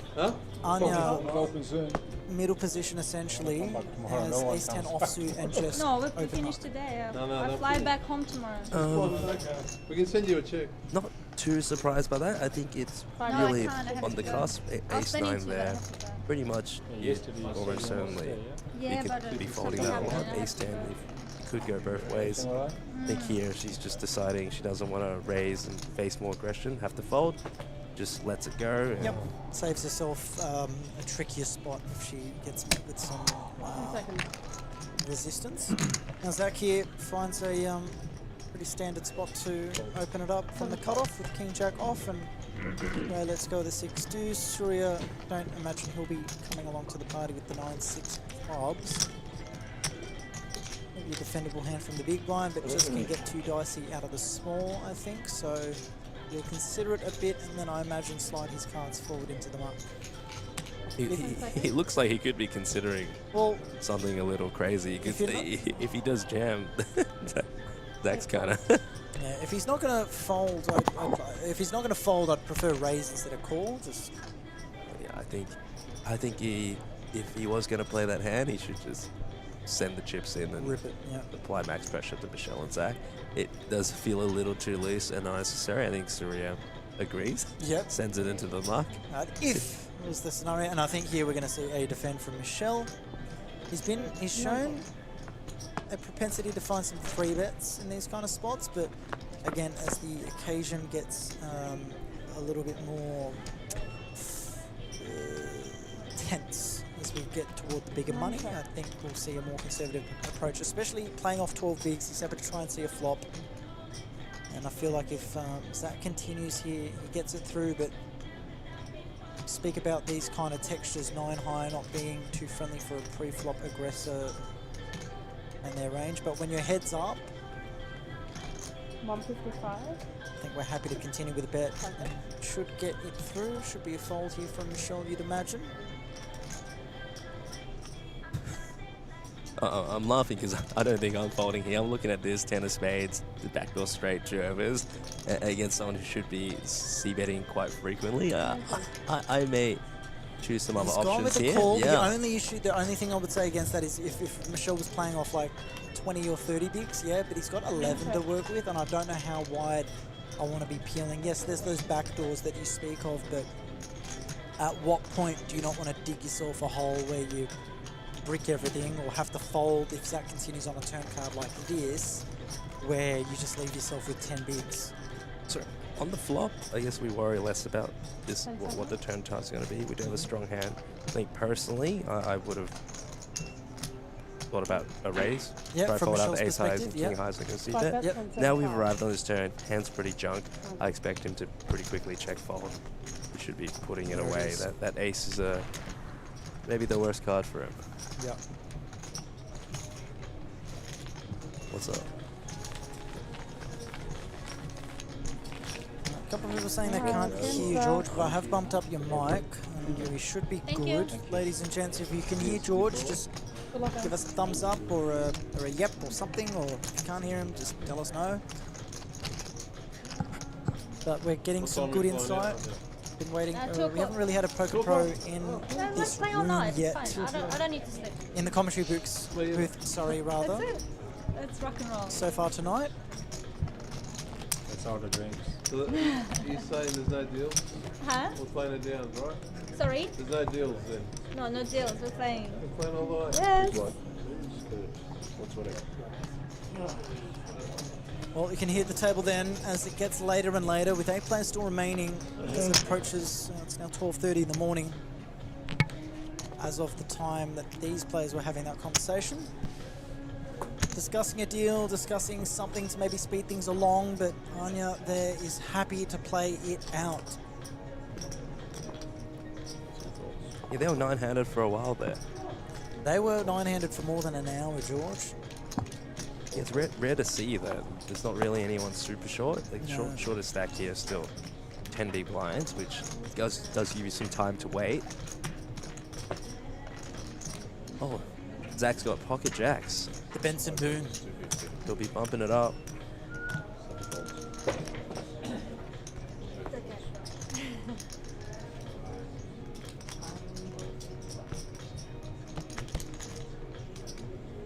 Curious to see if Danny is going to go see a flop with the Jack-2 of clubs. So this would be extremely speculative.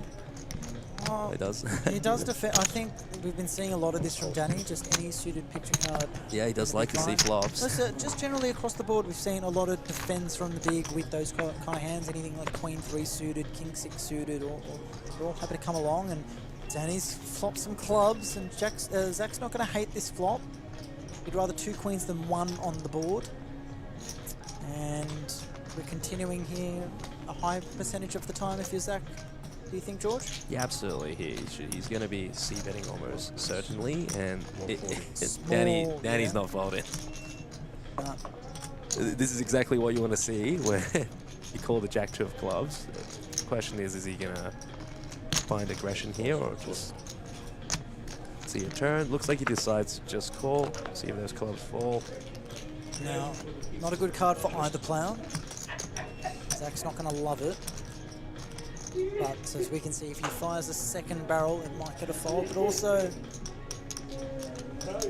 if he feels like he's only betting into better hands, he's happy to check and get to showdown. And we can see he's got the best of it. And does Danny have a stab here with the missed flush draw? I feel like it wouldn't be too far-fetched after he sees a check back from on the turn from Zach that he can sense some weakness perhaps and feel that if he fires something into the middle it could garner a fold. Wouldn't surprise me. I feel like if he checks, Zach might just check back, or would you still go for value if you're Zach? So I don't think Zach's going to be getting caught by much worse. I think he's very happy with the check here. The question is Danny going to try to take a stab here? Is he going to represent the king X that hit the king on the turn, or a queen? He must be thinking about sizing here. I don't expect Zach to fold if he doesn't bet too big though. It's 5.15. Yeah, so just above half pot. So now Zach here is in a tricky situation. We can see he's got the best hand, but when you've got pocket jacks and the board reads king, queen, high. Oh, it's a very quick call. It's a quick call.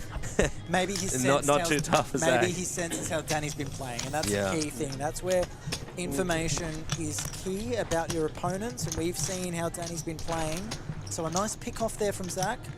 I think ordinarily, if any other opponent took that same line, you'd be in a bit of a tricky spot with Zach's on a board, with jacks on a board that reads king, queen, queen, X. No, I'm just watching your It didn't really look like there's too much thought. He just clicked it straight in. I think if look, these players aren't able to watch the stream too much, but if I had the information of having sitting here for an hour and a half watching these players play, I'd be inclined to make a call with jacks in that spot. But these players don't have that, but maybe Zach has picked up some insight. He made it look easy. He made it look easy. And Zach, that's a lot of how Zach plays poker. He makes things look easy. He's extremely well Would have been great if you didn't have Jack. Oh, an individual player. Good point. Liam Murray tunes in and goes, asking Zach to fold a pair is like asking him to deviate from the game tree. Liam, good to have you tuning in. I think the price, you got to give Zach a very, very bad price for him to call it, especially if you have the reputation of Danny. Yeah. If he's got a bit of information, he's going to have to go very big. I think at least 80% to full pot. Yeah, so we've been seeing throughout the majority of this final table, and in the lead up, Danny's picked up some premium hands and also treated some hands as if they were premium hands when they're not quite at that. And Craig Abernethy in the chat earlier has pointed out that the most caches of all time in Australian history belongs to Michel Busquilla. So no other Australian has collected more caches than he has, I think. Well done, Michel. That's no small feat. That's quite impressive. He's been around a long time and he's still doing well. We've got a fan question. Can Zach just jam over the top there if he believes jacks are good? It's a good question, and George, I'll let you. I've got my thoughts, but yours are going to be more accurate than mine. So talk to me about. So can Zach just jam over the top on the river? On the river, I believe. Yeah. Usually, when you jam, you'd like hands for them to call that are worse. I think in that situation, it's hard for them to find a significant hero, but I guess where you could have merit, Anthony, is that if you're 100% sure that they don't have a king or a queen, your hand's a good hand, you can jam, but what I'd suggest if you're absolutely certain is maybe a small raise, a min raise, something that could get more easily called by a worse pair. Unlikely to happen, given they're not value betting a worse pair there very often, but definitely something to consider if you could see the whole cards. If I could see the whole cards, it's definitely what I'd do. Well, there's two thoughts to what you said there. to what you said there, Anthony. So yes, Liam Just hold Murray's- that thought, Yep. Chris. We've got some action here. Danny's raised the button with Queen 10, and Anya's gone with it with the Ace 5 offsuit. Yep, and given the way that it's been played and Anya's not gotten too out of line, I don't really see a world in which Danny is comfortable calling in this spot. Yeah, so given what we saw earlier with the Ace 10 fold, this is a bit on the loser side of the Ace 5 offsuit, but she's probably picked up on the way Danny's been playing and probably just decided very good spot, and now Danny's got to decide whether he calls. This should be a fold, so let's see if he's ready to gamble here. If he does flick it in. 1.7 all up, is it? Good night, Liam. Love you. Well, before Liam goes, did you eat anything fancy today, George? Today, I had some Thai food. Nothing crazy. Nice. Well, there's your answer. And my perspective on that, Anthony, is if you believe jacks are good, then you call. But the other end of it is if you believe your opponent is bluffing, regardless of what your hand is, if you believe your opponent is bluffing and you're not sure whether your hand is good, or rather if your opponent might be over-representing their hand, and if you're not sure if your hand is good, that's where I see a jam having more merit. So an example of that I'm going to use is Brock Munro on the final table of the APL Million a year ago, where he had ace, jack, high on the river. Just hold that thought, Chris. And he does fold, and Yep. he does pick up a Absolutely. nice pot I think there. that was expected. So nice bit of discipline there from Danny, and a nice little chip up for Anya. So Well done, Anya. Thank you. so Brock rocks up to the river. I won't give the full context of the hand, but Brock rocks up to the river with ace, jack, high. Amin Rizadi puts in a big bet, and Brock is pondering, thinking. He's got ace, jack, high, and he reckons that Amin might be bluffing. So he just elects to call and finds out that Amin has ace, queen, high, and is good. So that's an example of Brock may not have known whether his ace-jack was good, but he got a feeling that Amin was bluffing, so that's where jam is the play. Whereas in that occasion, if Zach thinks that his jacks are good, he's pretty confident, like regardless of whether his opponent's bluffing or not, if he thinks his jacks are good, there's no merit to jamming. In that case, if you can't really get called by a worse hand. So, does that make sense? Is what I'm Yeah, saying makes Yeah, sense. so that clears that up. It's always awkward when you hear a call and then they're bluffing with Yeah. a better hand. Correct. So in that case, it's very rare for Zach to hero call with jacks and not be good in that spot. There's like some sixes that make a pair on the river that Danny might just run with, and jacks are going to be good against that. But I don't think anything better than jacks is betting as a bluff. So if your jacks are good, your jacks are good. You have showdown value. I'd advise just call. Yep. No need to go crazy. If you do raise or if you do jam, So a different story is, so for example, Zach rocks up to the river there with ace high. He puts his opponent on maybe missed flush draw, but goes, oh, he might have also just binked a 6 on the river and decided to have a stab with that. That's where if Zach jams with ace high, even though he thinks his ace high might not be good, he knows that he can get some better hands to fold, like a pair of 6s that makes that on the river. So that's how I see it. So I think Jack's is just strong enough to just go take showdown. Just get to showdown, call off the bet. So I think what you said there, what's really important, what I think is really important, when you're choosing hands to bluff with, you really want to be able to get better to fold. I think with jacks there, the next better thing there is top pair, which is on the board, or if they somehow have slow played aces. Very unlikely. If you can't get too many hands to fold, then you have good showdown, just call. But if you could see the whole cards, then maybe there's some different ways. If you're that good, your read's that good, Anyway, there's some we'll different come back things to you this because Ray's jammed from under the gun with Queen Jack off, and Anya here we can see has got the best hand, but again she'd be flipping. So she decides against calling from the button. Again, more of a conservative approach. And again, this is still because we're on the final table. There's so many stacks that are similar in counts. And the money jumps. Under the gun, all in, definitely looks very strong. Yeah. He isn't as strong as I'd expect, to be honest. So, in fact, he's gone with that. He's going to show, and Anya's going to look at that and go, oh, okay. She's not going to be kicking herself, but it's not going to be as strong as she might have expected. Yeah, that's right. It's interesting you decide to show there. That's giving away a lot of information. Oh, sorry. Not really. That's just how Ray is, though. Yeah. Not for the Honest solo guy. player. Plays his cards the way he thinks they should be played. Gets it through there. Nice pickup.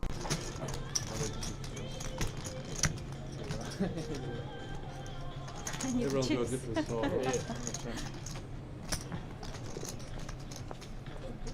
Adnan, to answer your question, is the Mystery Bounty a single-day event? It does start at 1:30 p.m. Entries close at 6:30. It does look like that to me. It looks like it is a scheduled one-day event. Adnan saying that Anya is short. She sort of is, but there are 3 stacks on the table shorter than her. Majid, Ray B, and Michelle are all, in no particular order, 8th, 7th, and 6th in chips. Anya is 5th. If she calls off there and loses, getting it all in pre-flop, she's in a tricky spot stack count-wise. So, again, lovely to have George staying beside me, the founder of the Yellow Bucket Hat group, and one of his members is in amongst the action. As Michelle opens from gun 1, Zach happy to fold the ace-jack, even though they have the same hand. And Ray defending the big blind with those suited jack hands. 1 club to work with, but ace high board working very nicely in Michelle's favour. And this will go a bet maybe to the tune of 170, or just all in. Just whacks it in there. Just whacks That's it, yeah. surprising. Doesn't want to mess around. Yeah. Got a good hand, goes with it.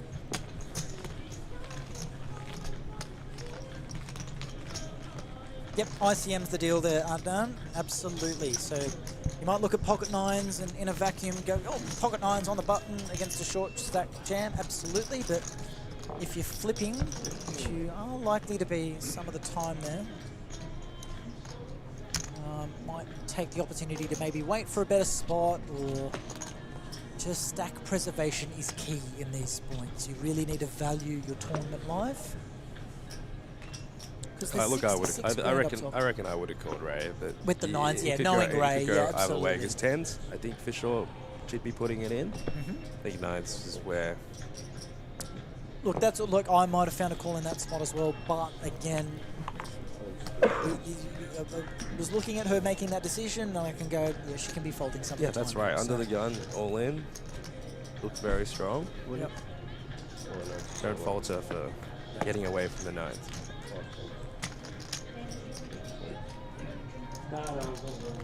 We got John in the chat. Hey CW, I'm back in my hotel. Great calling with you today, but even better learning from you, bro. Well, that's my absolute pleasure, John. And like I said to you earlier, I'm not a poker pro. I'm not going to have the most accurate insights as to what goes on inside these players' mind, but someone with a better idea is next to me right now. So glad to have him beside me to talk through these spots in a calculated manner. Midget's gone all in. I think this is pretty standard. Ace 10, strong hand. Sure, he's got the stack to play around with a little bit, but it's just bidding chips to pull off all-ins for 12 bigs with the queen jack off. Full ace? He could, I think, given the stacks, he could have gone with a different sizing, but all in, still good. Alrighty guys, this looks like we are heading on a break at the moment, so I think it'll be about 10 minutes in length, won't be too long, maybe a 5-minute toilet break. That's what these players might be asking for. And we'll be back, just about 10 minutes time, guys, so don't go too far. We are playing down as deep as we can, hopefully to a winner tonight. 66 grand up top. I'm Chris Waddy. Beside me is George Zhang. We're here at St George Leagues Club for the Kings Room Sydney Million Series. This is day 3 of the Players' Champs. 288 runners, $288,000 prize pool, 8 players left, 66k up top. Exciting times. We'll tune back in shortly. Don't go too far. We're going to keep the stream up and running, but you'll hear a bit of silence in the time being as we ourselves get a refreshment, wash our hands, and jump back into the booth to see this one through as late as it takes. So stay tuned, guys. Thanks again.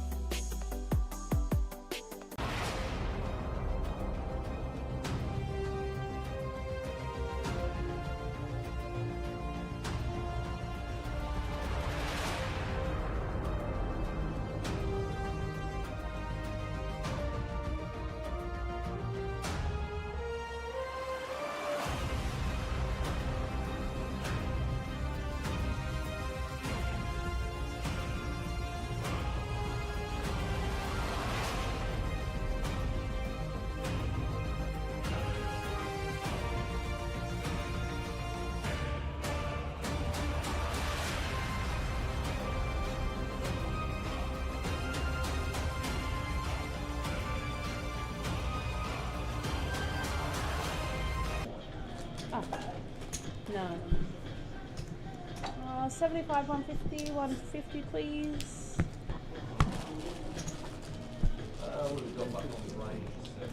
Correct. All right, we're just about returning from a quick break here, 10 minutes in length for these players to get a little breather.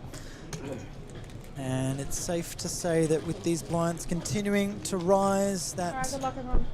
some action and some eliminations are surely about to come your way.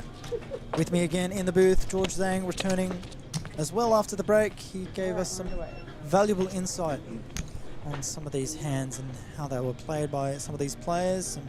I'm keen to see some fireworks, Chris. He's keen to see. I want to see some action. And I think there's plenty to come. So back underway. Anya there, gun +2. He's been folding a few hands. Yeah, don't expect her to raise this one. She does fold. She's been pretty snug from her earlier position. She has. She was chip leader way earlier in the tournament. She had 3 million at one point, where she found a great run of hands, and I think secondary chips at the time was no more than 2.3 or 2.2 mil, so she had quite a substantial chip lead at one point. Dwindled down to 15 bigs here, and Zach finds queens from the cutoff. Ray B going to get out of the way with one of those queens in his hand, and Surya from the small, don't expect him to continue any further with that, and it's all down to Michelle Busquila with the King 5 off. Straight into the bin. Zach chips up nicely. And the blinds, as we can see, getting heftier now. 75k, 150k. And you look at those stack depths in terms of big blinds at the top of your screen. Oh yeah, the 25. Just there. On the rail. Suria's the chip leader. Hey, bro. It's just 35 bigs, certainly healthy, but with a chip leader to have 35 bigs, you've got everyone else with 7.3, 11, 12, 15, 17, and then Uno and Zach pretty equal as around the second chip lead mark with 23 bigs. Actually a 5k chip between the two of those guys. So it's an interesting spot. I'm excited to see what Surya does with this chip lead, how far he pushes that advantage, whether we're going to start seeing some big jams into the shorter stacks, applying max pressure. yeah, exactly right. He's quite significantly in the lead now, so I expect he's going to start cranking up the aggression, but before he can, Ray B, he's got Jack 10 officer in the cutoff. Either side's good enough. Let's send it in there. 7 bigs in the cutoff, actually don't mind this. Fewer players to try and get through. Can't sit around and wait for aces all day, but we'll take that. We'll load up the stream once more. We are live, of course, on 20-minute delay on YouTube and on Facebook.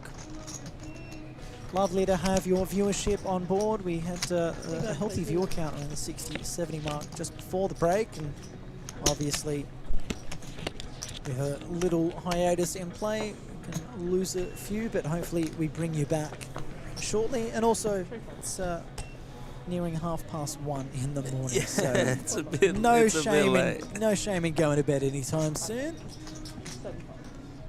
We're still a fair way off it here. Surya's for sure going to bump this up. Queen 9 offsuit with the chip lead.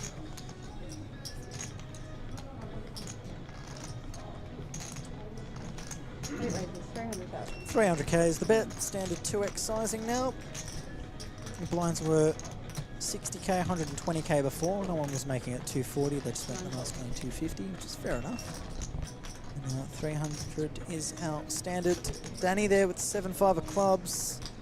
If he had the stack he had before, this would be a no-brainer call for him, and he still goes ahead with it. Still a no-brainer. So yeah. he loves these connected suited hands. He loves to see a flop. And I think it's going to go three-handed here. Opens the door for Uno to find a pretty straightforward defend. Three ways with the Queen 10-0, and we can see he's got the best hand at the moment. So he's got Surya dominated, and Danny's going to need some help for him to continue in this pod. Queen 9 King. Well, Surya, the live card with the 9, good enough. Can you just put your cards on the reader for me, please? And Danny there, no piece of this board whatsoever, so it's going to be Uno and Surya. Second pair for Uno and bottom 2 pair for Surya. And he's loving that flop. We continue just about 1/3 pot. This is a very good flop for his hand, but his hand is still very vulnerable. There's a lot of draws out there. King, Queen 9, 2 diamonds, a lot of straight draws, a lot of flush draws, a lot of King X that can hit a 2 pair. So I like the bet here, and Uno here I think has a pretty easy call. Middle pair. Gut shot draw. With the backdoor diamonds, should be putting the chips in pretty quickly. Any jack, any diamond, any 10. There's the diamond. Reckon that slows the action down, or the hand's still strong enough to continue? Not much to be scared of if you're Surya. What do you think, George? Not the best turn, but his hand's still very strong. He still can get a bit of value from some worse hands, so I expect Surya is going to consider a bet. Probably go for it given... Oh, it doesn't. Checks it back. 8 on the river doesn't change too much, and if anything, it might help him get a little more value if Uno senses any weakness from that check on the turn. Uno does check this river. Do you take your showdown or do you have a stab? It's interesting because personally I would have leaned towards stabbing the turn, given he's checked back. Maybe he thinks now he's definitely got a hand that can go for it, but could get into some trouble if Bruno has some different ideas. He gets 575,000. What's the A third. That third Less pot? than a third. Oh, this is a very... Is that 600 or 500? 575. Very small bet here. Uno here has a good bluff catcher. I'm just curious if he thinks that this size... There's a time bank chip. I'm curious if he turns his hand into a bluff here, while blocking the straight and blocking the diamonds.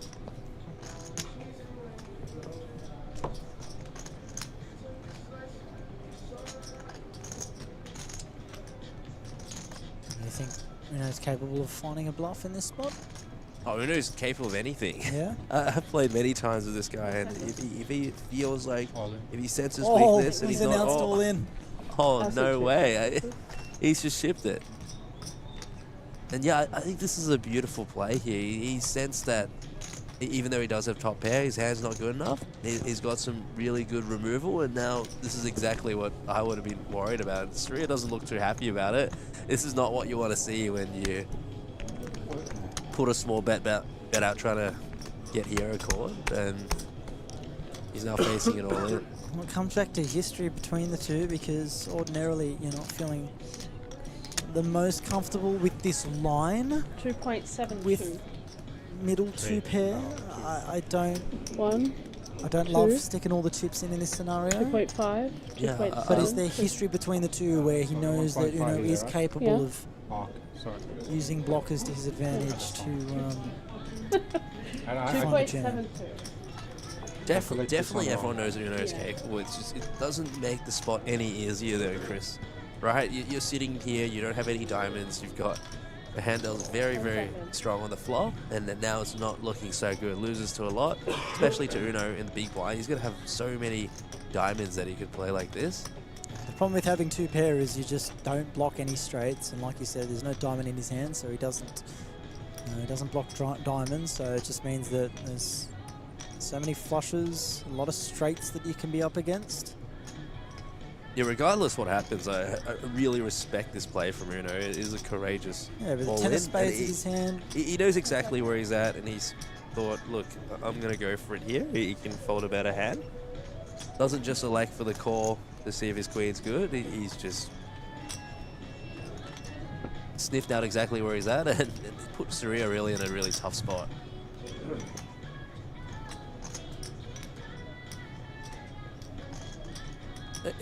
It doesn't look like Surya's wanting to fold though. To give you an idea, it's coming up on, it's just been about 2 minutes in the tank for Surya, 120 seconds and counting. Keeps throwing in those time banks.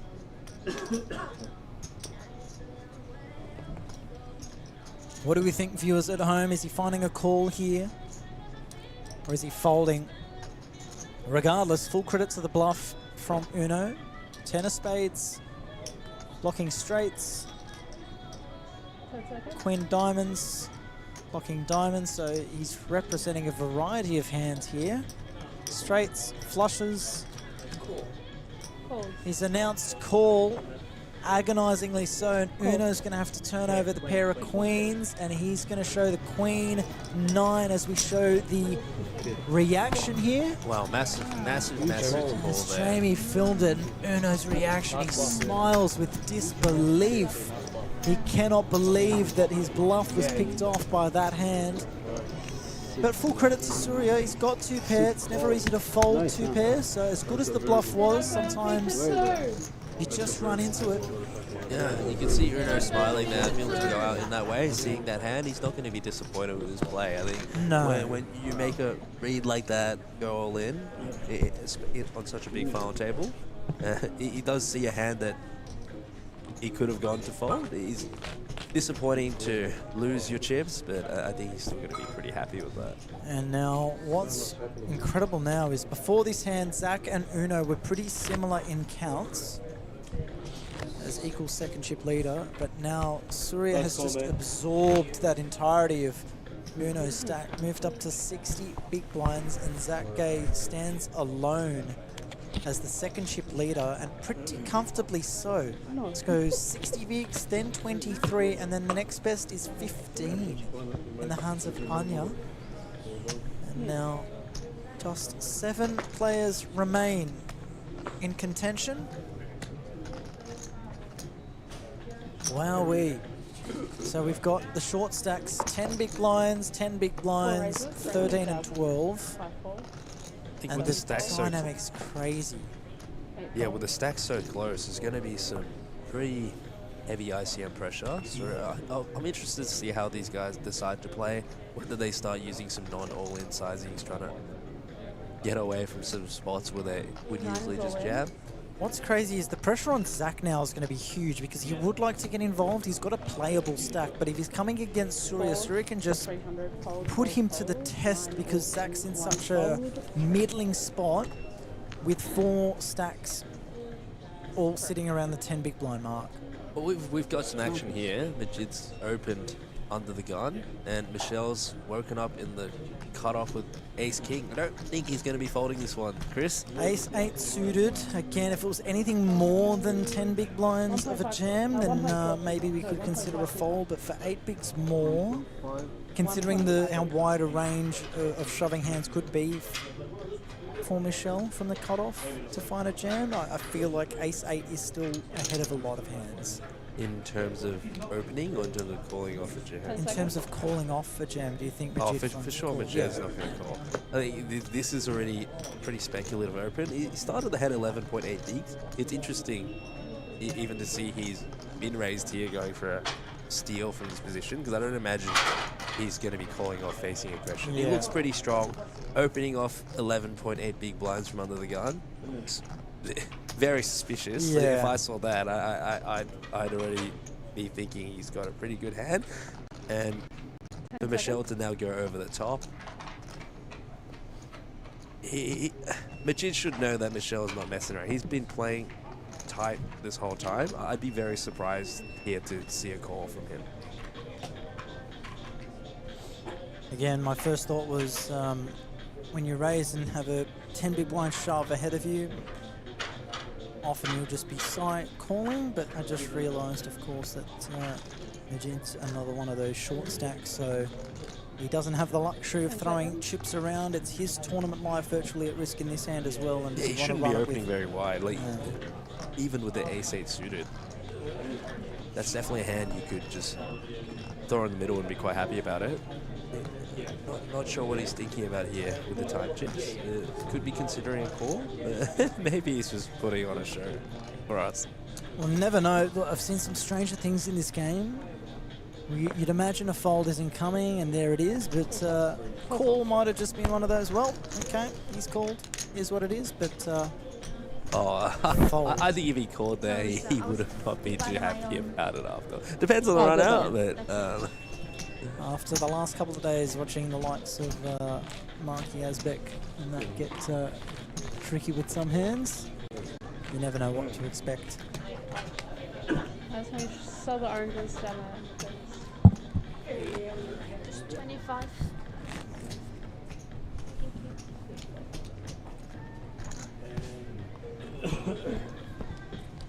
40.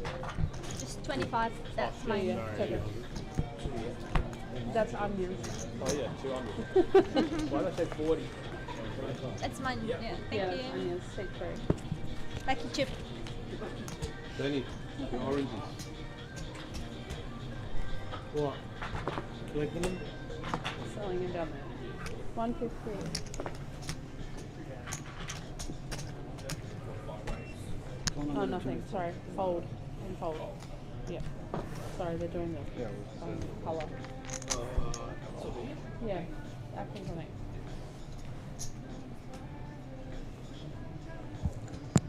8 raises. 300. And 9 folds.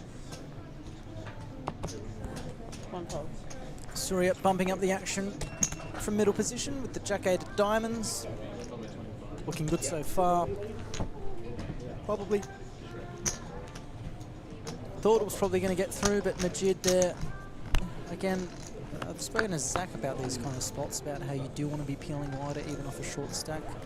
Defending the 10-6 of clubs there. He's got a great price. He's the shortest of the table now. I think good strategy here is if you got a good suited hand against a man who's raising very wide, just try snag some equity or a pair and look for a good double up opportunity. Yeah, you can have that.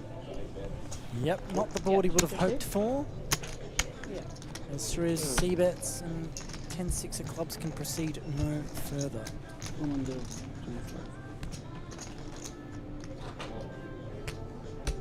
74. 6-4.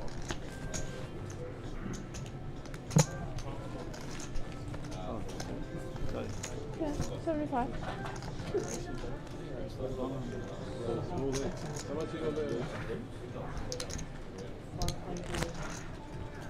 Feels like a familiar side, Chris. Surya's really been having a cracker year in tournaments. Not the first time I've seen him with an enormous triple lead on a final table. Speaking of that, there's a bit of Hendo Mob research I'm doing. Craig 𝗣𝗦𝗢 put in the chat that Michel Busquila has the record for most caches of any Australian player. What's that number, Chris? Well, I don't know what it is, but look at me as I scroll. It says at the top there. Oh, does it actually? But yeah, just look at me as I scroll. Yeah. I'm still scrolling. I'm still scrolling. 9 folds. I'm still scrolling. 1 fold. Oh, 3 folds. I'm still scrolling. He's going. But those of you can't see, but Chris has been scrolling for. Have you reached the bottom? What is the first entry? 2009. 2009. Oh wait, no, I need to go to page 2. I'm joking, there's no page 2, but it's there needs to be 27 pages. If these were paged. Number of caches. Hold up, what am I looking for? There we go, 320. Wow. That's a number. That's impressive. So 2009, 16 years he's been going at it. That's around 20 caches a year. Yeah. Pretty solid rate. Well done, Michelle. He's been putting in the work for a long time now. Onion or orange? I've got nothing. For reference, Joe Hasham, 120. Gosh, it dwarfs it. What are some other names I could put in? If I go to Australia all-time money list. King. One for the jack. Oh, one more for the jack. Adamo. See, 1 and 4. 133 caches. Cal Burns. Yeah.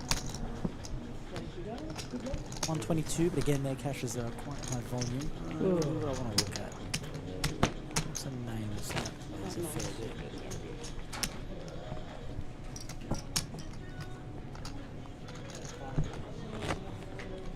Ray, you want to take a big blind out for me? Jared Thatcher. Yeah, I have your ante already. You do have 162 chicks. No one's getting close to this 320 just mark. once every Yeah, it's an round. impressive number. It's not. He's been going at it for a long time, so it's going to be hard to beat. So you were talking about Surya. Let's have a look at him. Best live cash of 42,000. That's US dollars. 8 folds, 9 folds. 12 folds. Yeah, he had a sick run at WPT, a WPT couple months League, ago. He yeah, won the two of main event, the that's right. Yep. two of the bigger events. He had a similar spot, massive chip. He took it down. And looks like he's looking to do the same here tonight.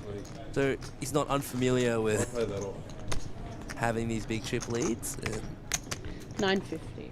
he's going to be hard to beat. Majid here on the button, pocket 10s, all in. Zach is working on a pocket 8. He's not. It's going to be tough for him to get away from this one. He doesn't look too happy about it though. Ray, king 2 suited. Gonna find a fold, and we're off to the races. Yeah, Zach's going to need some help here, but Majid in good shape of doubling up. 10s at risk against 8s for 6 big blinds. That's ace 4-4. No help for Zach. He's going to need an 8 and only an 8, and doesn't find it. Why is he standing up? Is that separate footage? Oh.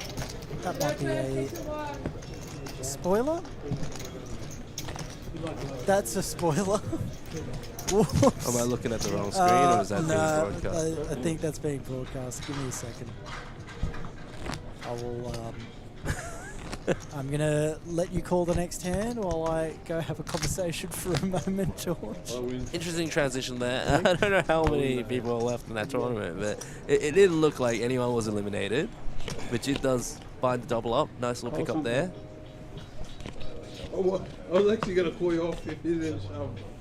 Really? King Eye Flush. 9-fold. All right, he's left me in charge of the booth. And Anya, this is a hand she's been waiting for. Ace King. I wonder what she's gonna do. And given the way she's played, I expect her to just put a significant amount of her chips in. Okay, choose put in all of it. It's a good size. I like it. But some very quick folds all around. No one interested. Nice pick up there.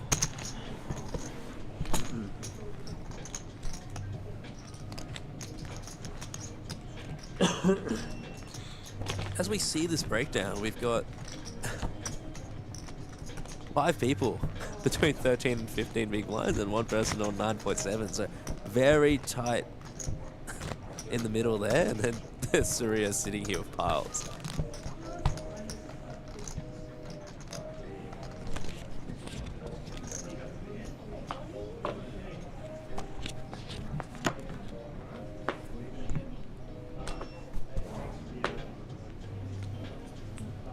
How much is the white one? 250.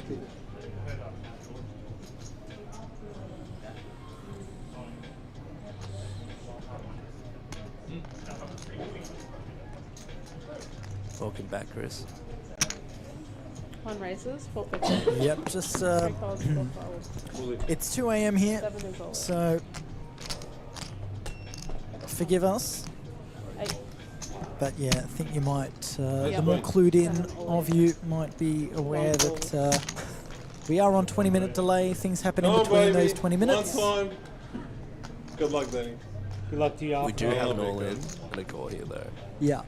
So So Ray's jammed the button and Danny's called it off. Ray is at risk. Even more so at risk. Needs a jack to find some. Oh, there it is. Okay. Easy as you like. One time, Danny, one time. Can't give me a hug. And there's the reaction. Yeah, that video you might have seen a little bit earlier. I didn't think that Ray had him covered.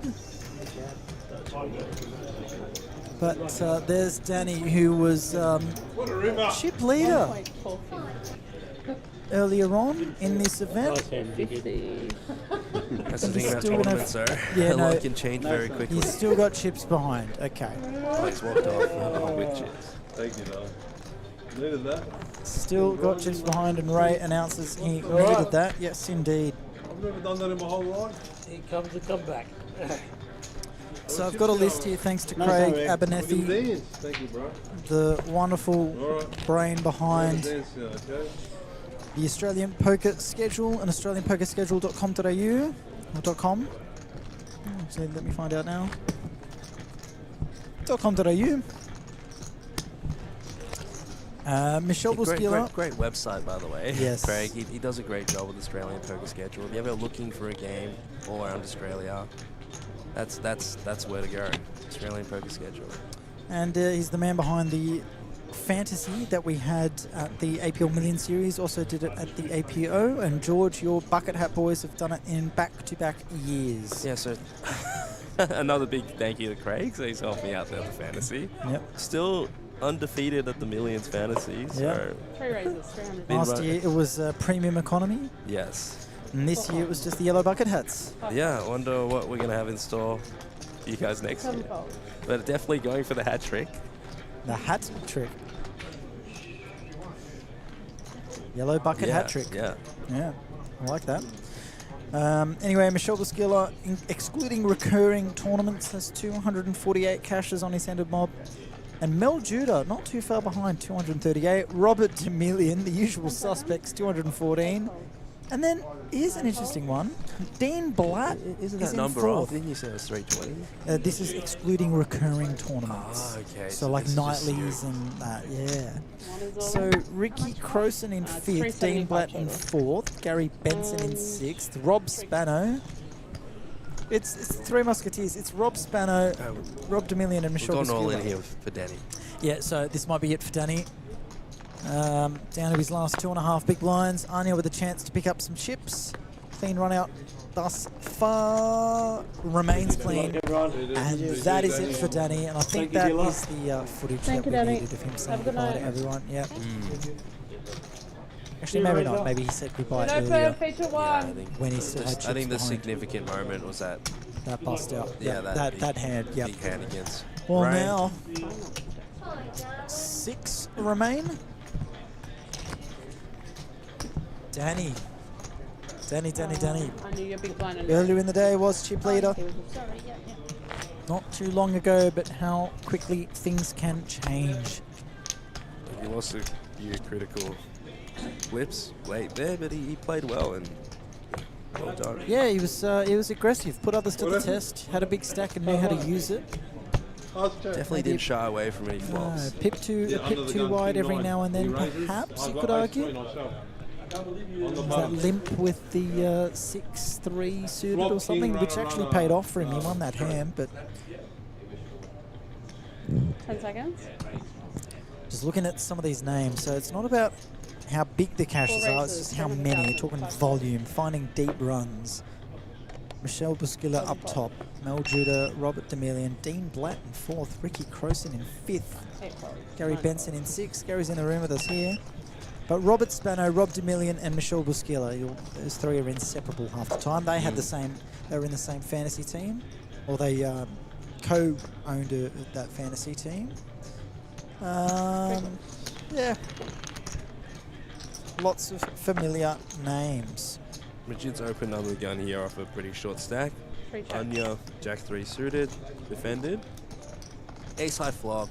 I think it's going to be a very quick hand. Richards was going 4 to bets, 350. bet here. And Anya will very fold. quick fold. So look at this list with me, George. This is number of caches. So yes, easy to get a big cache if you find a deep run in a big event. But Yes. in terms of finding consistent volume, when you've got Michelle, who's been playing since 2009, 𝗣𝗔𝗬𝗢𝗢, I think his earliest entry date back a long time would ago. be a long time ago. Could be The 90s. majority of his caches I expect are even before. 2001, 2000, yep, 90s. I was going to say 90s, but I was, to 80s. Wow. He's got Hendon Mob entries dating back to the 80s, does 𝗣𝗔𝗬𝗢𝗢. So what makes those stats impressive is when you're looking at like most caches, when you've got Michelle Busquilla, 𝗣𝗔𝗬𝗢𝗢 up the top, Robert 𝗤𝗎𝗓𝗓𝗓, and then you scroll down and you see in 22nd place Lachlan Crilly and Armand Van Wyk. Wow. Lachlan from Brisbane, Armand from Adelaide. In amongst the other names on this list, a couple of younger guys in the form of like, you know, your Daniel Nielsen's or Adam Carmen's or Yida Chung's. Chad, 10th. Chad. He's been putting in the work. Yep. But to see names like Lachlan Crilly and Armand, Yeah, that's impressive. They're really super young. guys in their 20s really putting in the Yeah. volume. Liam Jehu, that's impressive. He's younger than I am. He's 23 or something. Wow, good on him. 33rd on that list. Yep. I think you see the big results, but I think when you look at it from a different lens, these guys are showing up every day. They're putting in the work. There's a lot of caches there. I expect there's probably some big swings as well. So yeah, interesting insight there. Thanks, Craig. Thank you, Craig, indeed. Thank you. Oops. Okay. Huh? Puppets?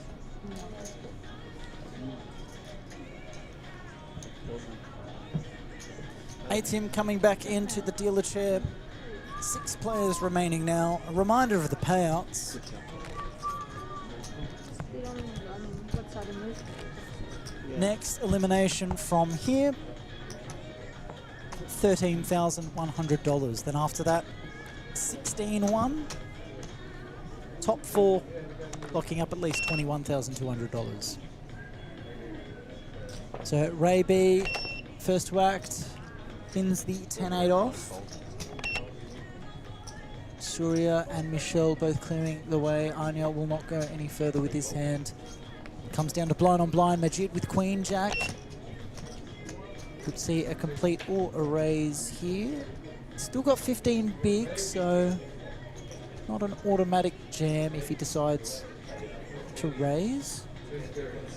Not so sure about that. I feel like this should just be a jam. I think this is Blind on blind, we do want to be just... You don't want to raise and open yourself up to some silliness, because we'll see here, Zach 7-5 offsuit. If Zach was any Yes, pips you're lucky stronger, chips, we that's might have right. seen some involvement, but I feeling don't think he, yeah, he's not going to Let's come go. on. Yep. Good angles. Thanks, John. JC. See you, Thank brother. you. Again. Goes around quick. Yeah, there's Ray's reaction to being in the big blind. Did you catch that? He goes again, comes around quick, doesn't The it? hand. And in the context of That's just happen when you have 6 people left. yeah. So again, they stack starting to climb a little bit for the shorter stacks. Anya with 20 bigs, Majid with 18. Now Zach dropping to 13. After losing with those 8s against the 10s. Chip leader has found an ace. Chip think leader he'll be with an letting ace. this go. No, under the gun, 300,000 will be the amount. And Michelle's got a candidate here. Waiting to see what it is. Yep, Queen, Jack of Spades. Likes to flat. Do you want to see a 3-bet here or don't want to get too involved or too big against the chip leader? That's very interesting that he's decided to flat here off such a short stack. I would have personally folded, but Michelle's keen to see a flop. Tough to fold Queen, Jack of Spades. Yeah, I'll it's a tell you very, that. very pretty hand. 10 in the window is always nice. As is the King, and that 10 of Spades is friendly also. So Michelle's got a piece of this board. It is a paired board, which isn't that friendly when you're chasing a straight or a flush. But Surya's going to continue here, and Michelle, we can see, is just about winning this hand half the time. See how he elects to play this. Had a Likes to very, very flat. good flop for his hand. And now he's just got 8 bigs. He's got an SPR of less than 1, and that 10's a disaster card for him. Places very, very low value on the prospects of a straight now. Ace high looks pretty good on this board. It does elect to check. Again, if he senses that Michelle could have a hand like any sort of pair, any sort of pocket pair in his hand, if he spiked a king, then ace high is not looking great against the boat. And I think he's, if you're Surya, you're checking here to get to showdown, Yeah, perhaps. I think Surya's going to be pretty happy with the check. It's going to be hard to bluff off a better hand. I think most of the better hands would have gone all in pre-flop. And if he's trying to hold out a pair here, he's going to have to go pretty big. Does check, Michelle. Now, what are you doing if you're Michelle here? Is Oh, there me? any showdown value in You know me, Queen Chris. high? I don't show up at Queen High on the river and then give up. And Michelle takes the more cautious option. Yeah. Does check it back, and he's going to be shown the bad news. I think that's a hand he definitely would have thought about bluffing, trying to bluff off if he saw it. But Surya's going to have a whole bunch of those ace-x hands. So with the way the chips are distributed, I don't think he's going to be folding an ace. Once you get to the river there, he's going to have a bunch of ace high. You're not really beating much with Queen Jack. It might be the worst hand he has there. Yeah. I don't expect he has Jack 9 suited or 8-9 suited. The really bottom of the range there for Michelle. I think definitely, personally, my chips would be in the middle. Trying to get a worst pair to fold, trying to get an ace high to fold. Yep. Fair call. I'm glad to have you with me here, George Zhang, alongside myself, Chris Waddy, your anchor throughout the majority of the streamed coverage that we'll have here at the Sydney Million Series at St George Leagues Club, thanks to the King's Room team. Putting on a fantastic series. Oh, he's gone with it. Deuces. Found a pair and It's one of his put his outs chips in the goes, middle. and Zach here waking up with King, Queen. Oh. Zach, again, with 13 bigs himself, so he's not comfortable taking Respecting that none of the spot. gun all Yeah. Michelle's actually a bit wider than I would have expected here. I would have thought 2s would be a fold. But he's decided it's good enough. Syria now, ace-9 offsuit again. Ooh, this might be cool. With his stack? Or how much credit are you giving to a gun jam? I'm giving Michelle a lot of credit here, I think. Just That's what makes it so he's been playing very snug. I think not defending the big blind margin, not playing too many hands, sticking only with the premiums and the pairs. It's just that stack count that I worry about with Surya. He knows that if he calls and loses, he's still got piles, and he's ahead of hands like King Queen suited, King Jack suited, hands that could take similar lines. He bodes well against some smaller pairs. Does flick it in, so anything up to 8. It's a fair fight. Absolutely. He's going to be happy now to have made that call. Different story if he runs into ace-king or a bigger pair. Yeah, he'll feel we haven't seen justified. too much folding from Surya there in the close spots. Never a clean flop for deuces, but that is one of them thus far. Needs to fade an ace or a 9 or a 7 on the river. Oh, ace on the river. Is an ace.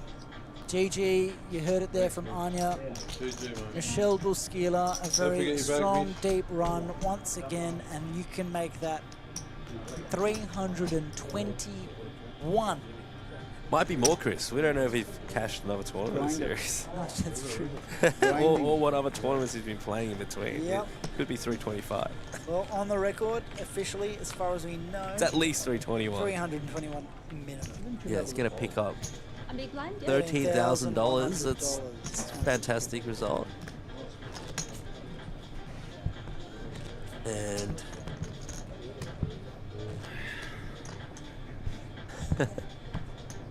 business as usual, right? I don't think this one's going to affect him at all.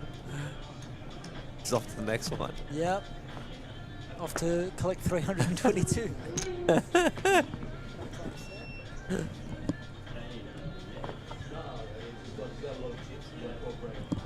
And now we are 5-handed. Next elimination will... We're seeing a bit of separation here, though. So Zach Gay's gone quite short. Yeah. You think other people, He's not other the guys shortest. floating? Yeah, he's the shortest now with 13 bigs. 3 people between 18 and 20, and Surya far ahead. Well, Majid opens up the King Jack off. Ray B on button 3 deuce. Had to pin that one, and now it's on Surya again. And waiting to see his hand. We see King 6 of clubs and Anya with the Jack 4. If it was against a pure min raise, we might see defend, but the pip higher means that she could possibly come towards a fold. Nope, she elects to defend.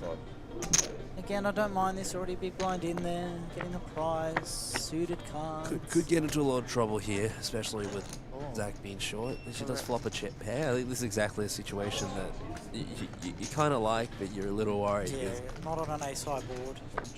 But Majid does check back, so it doesn't look like he's... Now only it turns clubs. And that 8 only just improves her hand, I suppose. 2 8s is better than 1 8. Does she ever consider a lead here? Oh, she does. If she's thinking about it, probably thinks that Majid would have bet an ace or a 250,000. good pair. Majid can't really do much here with King Jack offsuit on this board. I think he's just got to find a fold relatively quickly here. I didn't see any merit in calling. Unless he just, yeah, no. And nice one there from Anya. Let's pick it up. Very good turn, does help her out, but... Oh, they haven't announced. I need to announce. I'm playing 7550 this time.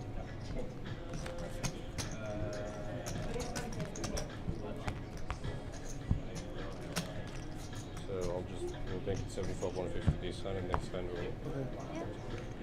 Yeah, it's still 175 150. Yeah.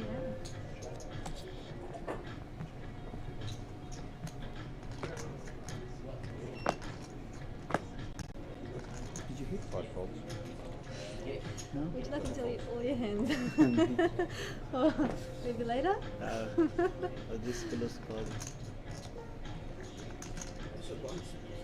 Still the same this hand. Yeah.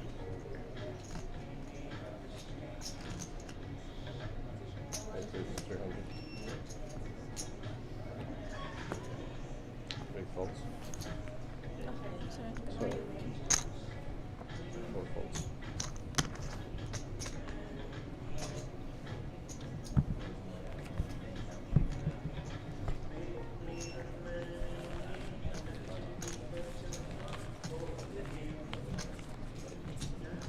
Mine's 100, 200 from this end. Just in chats with our media team. At this stage, we're going to keep on going, try to get as close to a winner as possible. George still. Is it going to wrap up today, Chris? Depends how the cards fall. Do we have a cutoff tonight? We have a cutoff, we have a button, we have a small blind. I'm joking. I'm not too sure. This venue is pretty lenient with us here at St George Leagues Club. Proud supporter of the King's Room and our Sydney Millions series. As long as it takes, I believe, and with Surya holding all the chips in play, or a fair majority of them, there's a chance you can go on a tear and get the job done, but everyone here is still a chance. One double up can change everything. And there's Majid here limping with the 8-6 of clubs into Zach's small blind, into Zach's big blind rather. These two are very close in chips. They are. Yeah, starting the hand with just about 10 bigs. Zach a pip under 10, 9.5. I wonder what hands Majid's doing this with. Given he's so short, he's going to have a lot of jams here. This could be a hand he elects to go in with, but he's just going with the call. I think we're just waiting on the graphics to catch up at the moment. Bear with us as we try to catch what's going on. We are seeing this at the same time as our viewers at home. It looks like Zach's raised and Majid's caught. Okay, so we'll wait to see what the hands are, or at least what Zach's hand is. But we have, okay, we have what is a limp from Majid, an ISO from Zach with Ace Jack. Jack. Wow. And then the flop was... That can't be right. So I'm surprised that Zach didn't go all in there. But, if he folded a top pair, top kicker, I don't think that flop was right, Chris. Right, I think, yeah, so our media team, that's who we just spoke to, they did actually say that there was a graphics error that hand. Majid flopped a flush, I think. The pair and up and down? All I know is that that was not the correct flop. Yeah, I'd be very surprised there to see Zach folding top Zach's pair. not going to fold top pair. It didn't look like there was paint from my perspective. No. Anyway, Zach attempted to try to isolate pre-flop, but Majid comes along with that suited connected holding and gets rewarded. And Zach now a clear short stack down to 7.5 bigs. Going to need some help. And speaking of help, Anya gets it in the form of aces. Opens from the cutoff. Zach relinquishes the 9-7 of clubs, and Ray B in the big blind, happy to let go of the Jack 10 off, and Anya chips back up toward the 20 big blind mark, and that puts her second in chips. She's been playing patiently, so... She's got a third of the total that our chip leader has, and it's good enough for her to be number 2 at this stage. Yeah, about a bit more than what she had earlier when she had the chip lead, right? So she did lead out a bit, but stayed patient, looked for some good spots, and back in second place. Of course, everyone at risk still. Surya's got a whole pile of chips, and he's not shy about using them.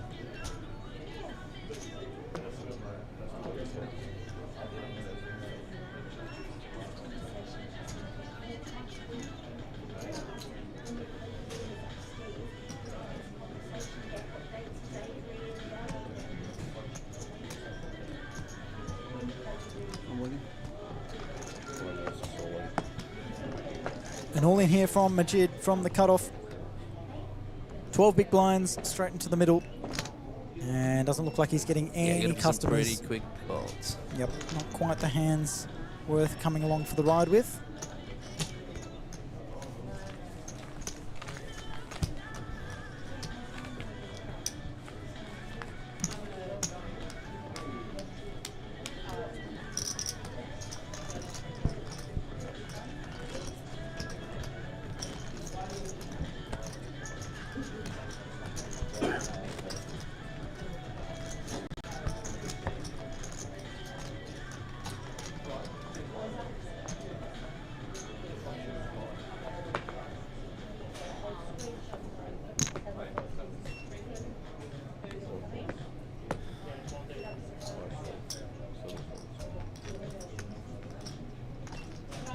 Good night, Amanda. Thank you. Amanda off to bed as she says good night. Don't let the bed bugs bite.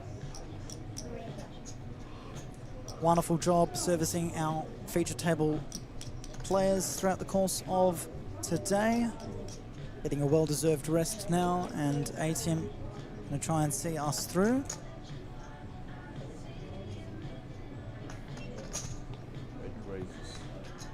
𝗣𝗓𝗢𝗢𝗢𝗢, Jack 5 offsuit. Good enough to apply the pressure. Yeah, finally using that stack to, like you said, apply pressure.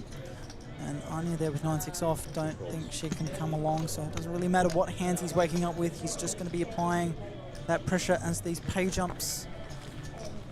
I'm not sure if he even has a fold there, like against his second chip lead, that far ahead. Oh, the amount of pressure, if he just jams, Anya with second in chips just cannot call unless she's got top. It'll be interesting to see if 𝗣𝗓𝗢𝗢𝗢 just starts open jamming hands, especially like the suited ones, like with this kind of stack setup. What I'd like to see is just like the Jack 4, Jack 3, Jack 5 suited, just getting in there, applying max pressure. People really can't call unless they wake up the big hand. And he won't really mind even getting it in against Anya with 17 big blinds. He's still going to have the chip lead. What's crazy is 5 players remain, and 𝗣𝗓𝗢𝗢𝗢's got more than 50% of the chips in play. Yeah. So, again, we'll see him exercise some authority, I'm sure. But for now, it's Ray that opens up the queen, 10 of spades, and Ray's not scared of it. No, Ray's not scared of it. anything. So 𝗣𝗓𝗢𝗢𝗢𝗢 there on the button. Do you see him flatting here? Are you surprised he folds? Do you want him to take that in position, or find some better candidates? And I think definitely when you have these short stacks between 10 to 15 big blinds opening, they're going to be pretty strong. So it could be they think he's a little too loose. And Anya pulls the trigger. We saw her fold pocket nines earlier against a jam from under the gun. This time it's just an open. She wakes up with 9s in the small blind. And as is the case, being out of position, you do not really want to go post. So she sticks all the chips in the middle. And Ray's going to think about this, but I really don't think he can call with the queen 10 of spades. Do you agree there, George? Agree. I expect him to fold. So he's thinking about it. It's a pretty hand. It is. It's one you definitely want to see a flop, and it's tough to let go. If he were to get it in here, I feel like just putting all your chips in the middle would have been a better play. If you elect to open like this, you're going to be folding when you face aggression. A few messages in the comment section to catch up on. Anthony Pace, man, what a call earlier. Queen 9-0 for 2 pair on such a wet board. Straight and flush both get there. Don't think I could have found the call there. Anthony, there'd be a lot of people in the same boat as you. Not many would find the call there, especially in the spot that these players are in with such big money up top. It's always the safer option to just fold and hang on to a stack, but he took the risk and it paid off. TJ, a bit of a whoopsie in the stream there. Yep, no, that's not correct. We just got confirmation that Zach did not fold top pair, top kicker. That was not the case. He did have ace-jack, so it went limp from the small blind for 𝗣𝗓𝗢𝗢𝗢𝗢. Zach raised. Ray. with the ace-jack. Nice fold there, the king jack. Majid still came along with the 8-6 suited and then flopped a pair, and it was good enough for him to jam on the flop, and Zach didn't really have much going for him and could not continue.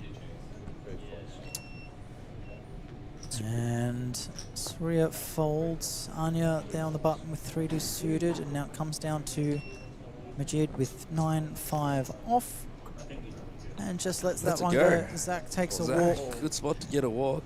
King 8 off. Wouldn't have minded maybe getting involved. Oh, it's tough. Like, it's not a hand you want to be seeing all in. No, but Henry Zhang, Uno was such an impressive, turned it into a bluff. Yes, yeah, really sick play from Uno. Yeah, You're gonna give him credit where it's due, but Surya sniffed him out. Knew Uno was a bit too capable. Jason Garrard, are you still in Japan? How long are you commentating for, Mr. Waddy? Love the insights. Yes, I'm here for most of the streamed coverage days. I think I'm doing everything through to the main event final table on Monday night. We'll be streaming Thursday, Saturday, Sunday, and Monday. I think we've got a day off on Friday, so I won't be in then. But everything else will be there. Yep, the bust out hand for Michel Busquilla jams the 2s, ace-9 finds the call, all in pre, ace on the river. And now Anya here with King-Queen facing open from Surya, so this is the spots we're talking about. Chip leader exercising authority, opens the raise, and second chip leader has to fold some premiums. Zach Gay, that's definitely a hand he's gonna love seeing. Well, Ace King can't ask for a better hand in this kind of spot. Puts all his chips in the middle, and because it is, what, 7 bigs, Surya's open 2, he's just getting the price to call, right? Yeah, you don't love this spot. No. It's okay. He hasn't shown a propensity to fold either when it's close. So. Imagine against a lot of jams you can have some live cards, and we can see he's just shy of 50% chance to win the hand, so probably leaning towards a call in this spot. You can see the cards, his chips would already be in there, but I think he's just thinking about it. Yeah, he's not in good shape against any sort of pairs, I suppose, but against Ace King, or any sort of King Queen, King Jack, Ace Queen, Ace Jack, Ace 10, what he's certainly more than live. He's flicked it in. His calls is just not a surprise. But Zach with a chance to double up here, get himself back in the game. Okay, that is not a chance. He's no longer going to get back in the game. And a 4th diamond just to rub it in. That's how you do it. Flop the flush. Flop a flush. Zach's pretty much dead on the flop. Yeah, well, it's a good run from Zach Gay. I do believe that is his best live cash. He's been on the scene for a number of years now and does a lot of work behind the scenes. He's known to put in the study. He's always good to chat with about certain spots, what to do in certain situations, and there's no harsher critic of his own play than himself. A bit worried about his shoelace there, so hope he doesn't trip on the way out. But yeah, good run from Zach. I think it's going to be a new high score for him, so absolutely stoked. Of course, always disappointed to see. There you go, no way. On the rally, yep, from the founder of Bucket Hats himself. That's a call for cheap leader. It's only a million more, exactly. What's a million? Now you're saying, yeah, what's a million? Getting some lovely feedback in the comments. Thank you so much, guys. This really does mean a lot. It's my real debut, I suppose, as an anchor. And getting the right people next to me to talk about certain spots means that we find a good balance of entertainment. And Ray is going to get punished for this limp, surely. He scored with the Queen 7 off, Surya, King 10. About 7.5 big blinds. Puts in a couple million.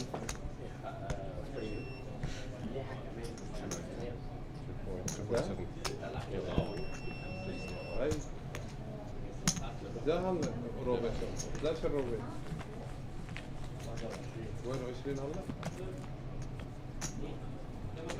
Gets it through. Ray's super short now. Less than 10 big blinds. He's going to find a double up pretty soon, or those blinds about to hit him again. Yep. As he mentioned earlier, they come around quick, even quicker now. Yeah, so 6 bigs left in his stack, and Surya 67 big blinds. He's got almost 2/3 of the chips in play. Look at the chip leader. Anya there finding herself with another deep run. Very good. Ooh. Whoa, how much? Here are some hands. Please. Well, I don't think she's going to be folding this hand against a 6 big blind shove. I think she has to call. She's going to be in good shape against a lot of hands, and even though she's behind here, 325. she's still got 2 live cards. I think it's close as you think. It's closer than you think, Chris. I actually might lean towards... Well, Ray's been jamming some speculative holdings. Yeah, that's the thing you need to take into account. You don't really want to be calling off Jimmy King highs, especially with such heavy ICM. Yeah. Ray shouldn't be jamming too wide. Like, you don't expect him to be going with like a 8-9 or 10-9 suited too often. But maybe he might. That's a fair point you make there, George. So, again, might look at this at face value and think, oh, 6 big blind jam. I've already got 1 big blind in the middle. My ante's in there. There's a bit of a good price. King 10. Yeah, why not? But if you really, really do think about it, you put ICM at the forefront of your mind. You expect people behind a lot if you call it. Yeah. So your price is pretty good, but most of the time, and I think well, a good fold, as we can see from Anya, she's behind. Oh. Okay, good fold. Staying disciplined there, not getting distracted. Seeing 2 Broadway cards is exciting, but she does figure it out and gets away. Playing very solid today. What's happening to you? Me? Yeah. Honestly, I'm tired. Honest to God. Thanks for everyone's feedback. This is really lovely to read. Getting some lovely messages. We fell off the rails a little bit. Had John Kudus in the chat earlier, and we spent a lot of time talking comedy, cracking jokes. Adrian came in. We're talking about music and what pop stars would be what poker hands. And we're down to the business end, and we love analysing these spots, thinking what's going through these players' minds, and I've got the right person next to me to help deep dive into the strategy, and I'm going to let the table talk do some action here. King 10. Suited? Okay. You got my connectors.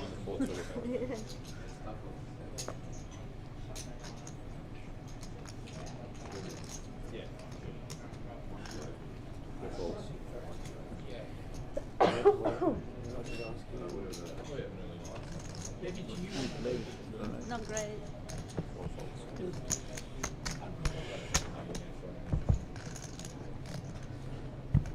So Anya and Ray B discussing the previous hand, talking about what Anya folded, and Ray there, look at that, 1.8 mil, 2 mil, 3.7, and then all the way up to 13.8.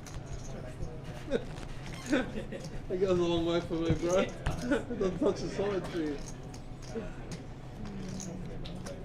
Pivotal hand earlier for Surya to be in this position. Picked off a bluff from Uno Arca, and it was a solid bluff. It was a semi-bluff. He had a pair of queens. There's something going for him, but he had blockers to the straight, blockers to the flush. Could have represented either. Surya with two pair. No blockers to a flush, no blockers to the straight, just 2 pair. And such a big situation, Uno fired a massive play, and Surya was in the tank for more than 2 minutes, 2.5 minutes I think it was. Used up most of his time bank chips before making the call. Got the good news, and Uno was out. And Uno was the start of final table chip leader. Nice. And second in chips at the time was Danny McHale, and they've both been eliminated. Uno in 8th, Danny in 7th. So nothing is a given. Your stat counts at the start of final table don't matter that much. Anything can happen. It's been a grind for these players starting from 6 o'clock. It's now been 8 hours since play began. Yeah, I think it's easy to forget that these guys have been playing for a long time. So as you get to the point again, you've been sitting there for a while, and it's tough when the money is so big and your decisions are so important that you're getting pretty tired now. It's absolutely almost 2:30 in the morning. It's almost unfair that when the money's so big and the decisions are most important is when you're the most tired, when you've been playing the longest. And again, this is not just tonight, it's day 3 of this event. You could have registered on day 2 for those that chose to do so, and it was not an early finish yesterday, 2 a.m. But just looking at the players now, they look in good spirits, they're talking to each other, they're having a good time. Good bunch of characters, that's the main thing. Yeah, they don't look too worried about the fact it's 2:30, but I wouldn't be either if I was playing for 66k. Only 4 people left.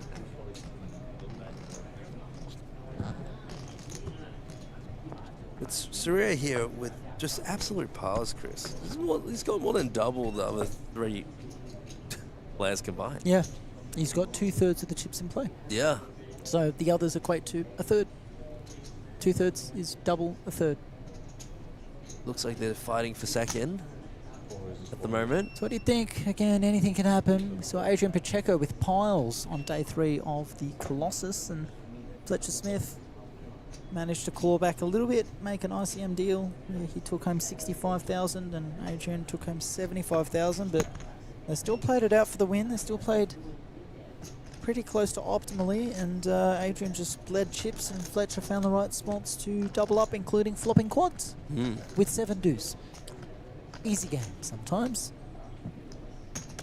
And now Majid raises, Anya defends the big blind with Queen 7-0.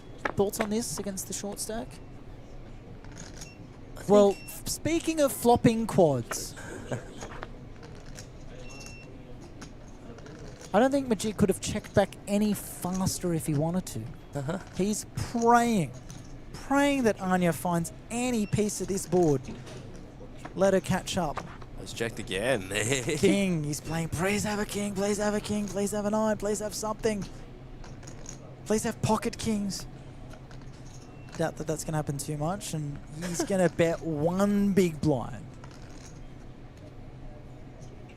Anya, staying disciplined. No, not doing anything crazy. Just giving up here, I think.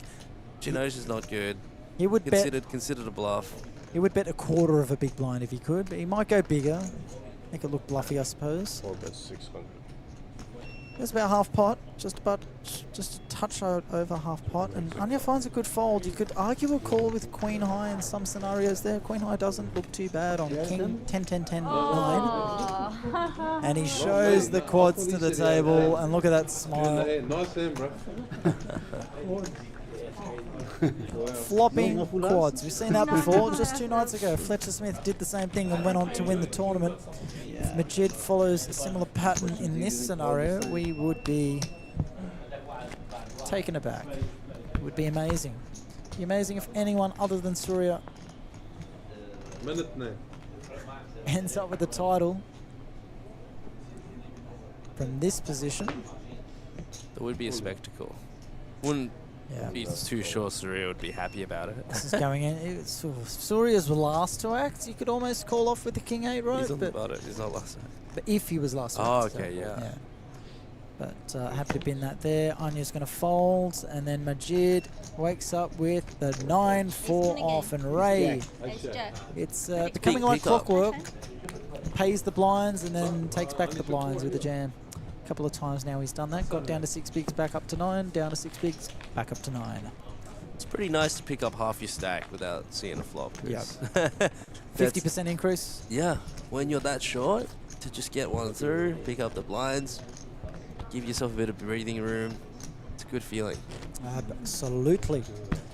4 remain. This is day 3 of the Players Champs here at the Sydney Million Series, thanks to King's Room and the St George Leagues Club. getting late, but it's exciting. We're staying alive.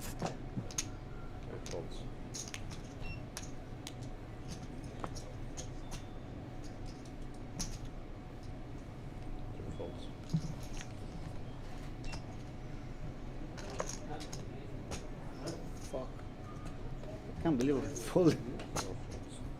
Good for. Show one.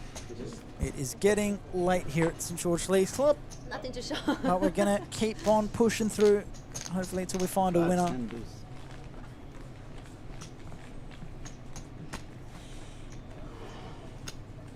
These things could take a while, Chris. They can. A lot of big decisions as well. All that needs to happen is Surya just doubles someone else up, and then we're in for the long haul. But for the moment, Ray, Majid, Anya, still very close in chips. Yeah. Absolutely. Anya's going to be first to actually go ace 4-0. But in the big blind is Surya, so again, you're just never feeling comfortable in these spots. Still finding it open here full-handed? Oh, I think in this exact situation, given who's in the big blind, I'd lean towards a fold, and Anya agrees. Yep. Lets it go. Doesn't want to create difficult situations in the future. Yep. Definitely a hand you can open, but it's definitely a hand that's hard to navigate, especially against a player like Surya, who's just so capable of making a variety of plays, post-flop and good hero calls. Haven't really seen any huge bluffs from him. No, he's just taking it as it's come. Yeah. Yes! So Ray is cheering. He's limp from the small, and Surya's checked his option in the big blind. I'm surprised he's allowed With king Ray 8 off, to yeah. get that one through. That's usually a hand you would Stick it in. stick it in and apply the max pressure. You're not really worried about He's allowed to be, right? too much. He's got a stack to do it. Oh, jeez. So, yeah, I'm questioning this. Now Ray's let out. And we can see that Surya's got the best hand, but given the line this has taken, I don't know. I'm not folding yet, but Surya might be thinking Ray's playing a little sneaky pre-flop, and if he thinks it's possible Ray has an ace, It's gonna fold. He's gonna lets it go. Yeah, Ray gets a nice playthrough. That's a nice play from Ray. A little sneaky small bet, and You're a nice guy. manages to Lucky you know steal George. from the chip lead. That's hard to do. We and George go back a long way. I'm surprised to see how that hand played out, especially the fold on big the turn stack. as well with the diamond. But Surya seems like he's happy to play pretty snug, Wait for the spots. make decisions post flop, not get into any crazy situations if he doesn't have to.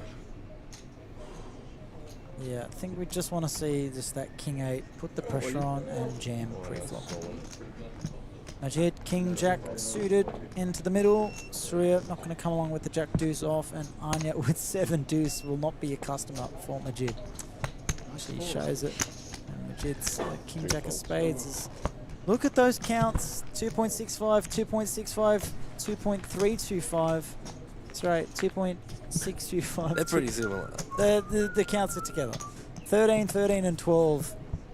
It's going to be a massive Oh, it's the spot for any of these It's the- guys. They're all the same stack, so the next page jump's huge. What's the next page jump?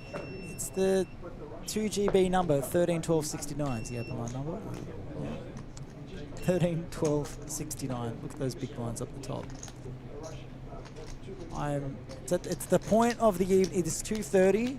It's that time of night where I am heavily entertained by those numbers lining up so perfectly with the radio number.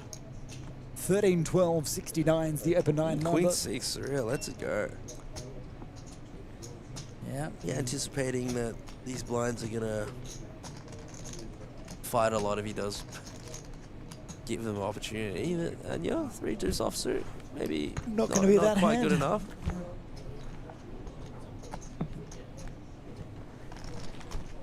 Surya's a bit less aggressive than I expected, though. I think what I was hoping to see was more aggression with his big stack, but he looks like he's patient, happy to wait, let the other people fight amongst themselves, and hold on to that big pile of chips of his. Yep. And now with 10-8 suited, he's been happy to play those hands earlier, and I imagine we'll see a raise now. So I would feel like this is a very good hand to just jam. Yeah. 𝗣𝗦𝗢𝗧 seems to like the min raise, yeah. so that's what I expect to see. 400,000. Yeah. Definitely don't think he's folding her. He does decide to go with the We jam. like Applies to max pressure. see it. Love to see it. 3 million. They call the tomahawks. 3 folds. I fold. 7 folds. Big hand, that. You just don't want to see a fold. Pocket deuces up. Well, that's more like it from 𝗣𝗬𝗢. Puts the pressure on. Showing us all the moves here tonight.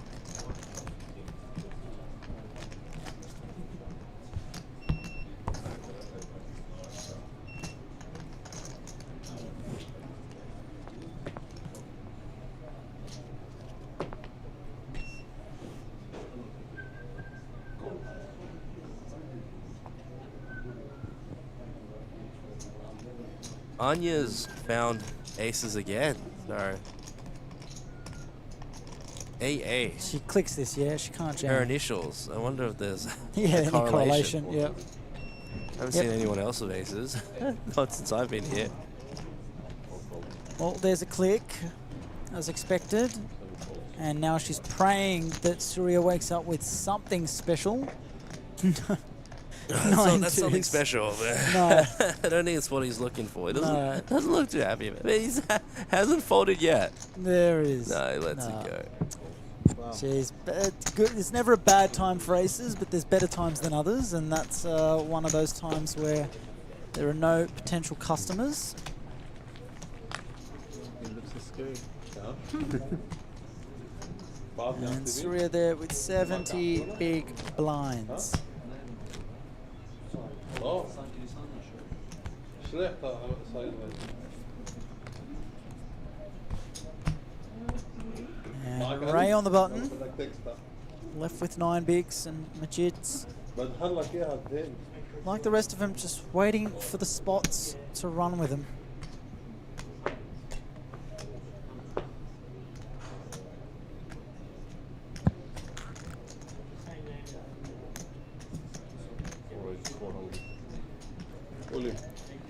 Oh.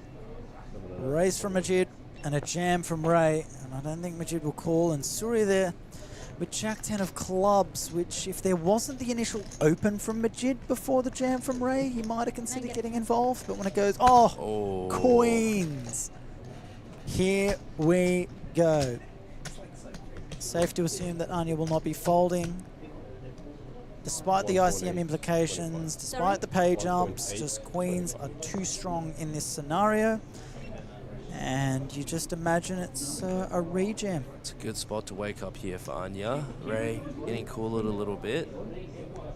Not sure what Anya's thinking about. Yeah, there's the all-in. Yep, just announced it. 𝗣𝗎𝗢𝗢𝗢 will get out of the way. He's not coming along with Queen 10, but that queen in his hand is one less out for Anya. Good luck, guys. To help her. Ace. And Ray is hoping for an ace. Ladies. One time, yalla. Ladies, please. No, yalla. Ladies Here on hold. the side. I know who he's rooting for. Safe flop. Safe turn. Gonna need an ace on the river. Yes. Seen it before, but not this time. Well done. GG's for Ray B in the chat. $21,200 going in his direction, and I do believe we're going to see.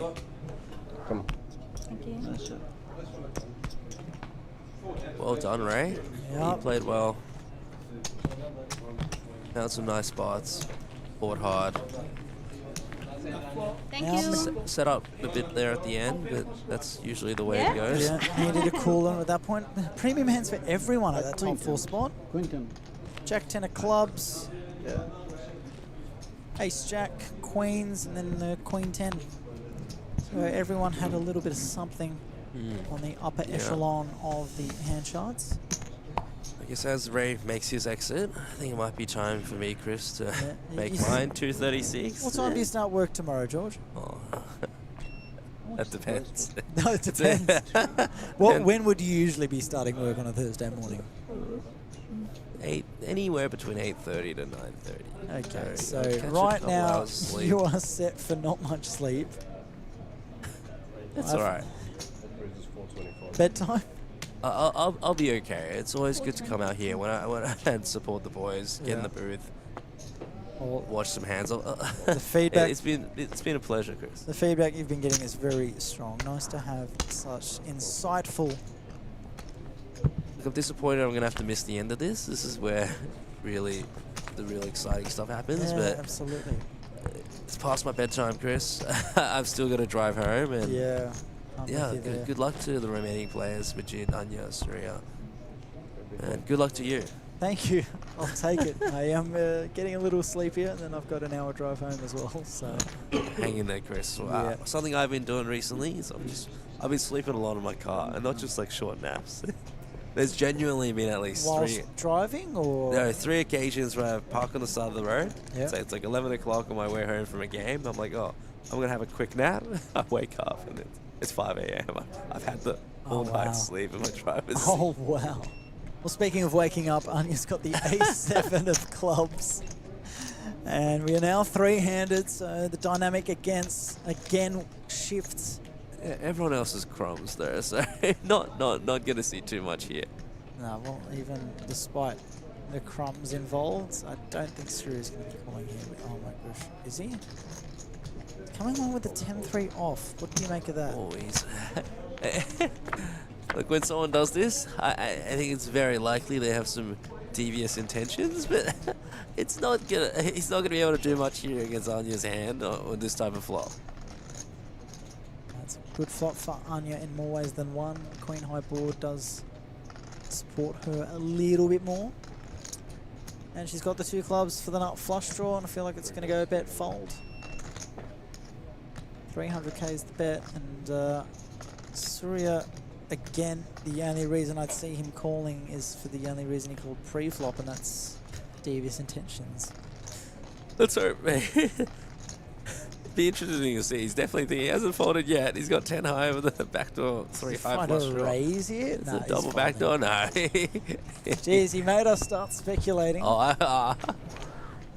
I was thinking he had some other ideas. Well, now Anya's going to be in the big blind, so 𝗣𝗔𝗬𝗢𝗧𝗦's going to be on the button. So let's see if he finds something that he can use to spin up his 8.5 big blinds.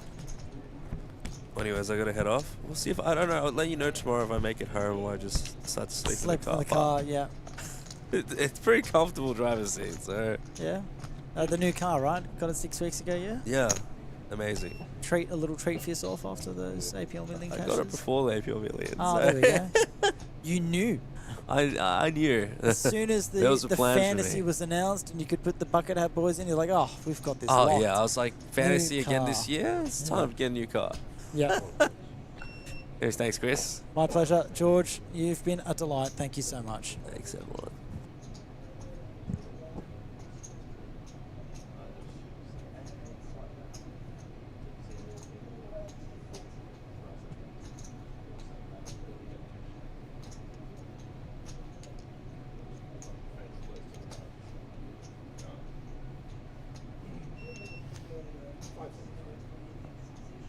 How much? 575?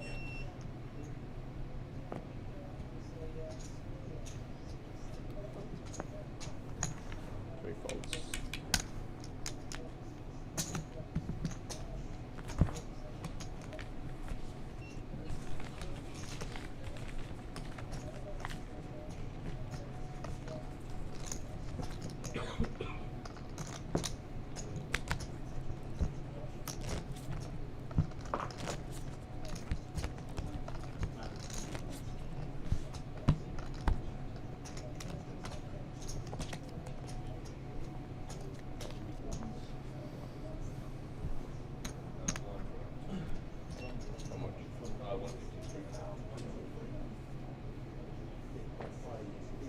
Once again, that was George Zhang leaving the booth. Chris Waddy still here remaining with you at the moment. Hoping to see it through to a winner tonight. George, one of the best poker brains I've had the pleasure of knowing, and over a long period of time as well. Similar regions in Sydney we both played in. Learned a lot from him a long time ago, as I did over the last hour with him beside me talking through some analysis. I'm sure everyone at home listening in appreciated the professional player's insight. George there with plenty of cashes in the past 2 years. Built up quite the resume.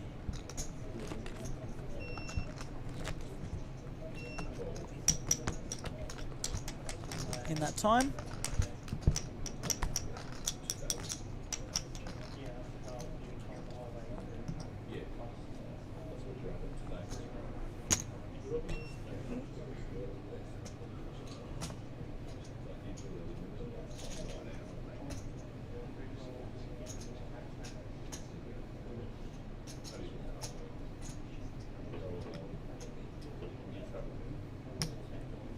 We raised 600.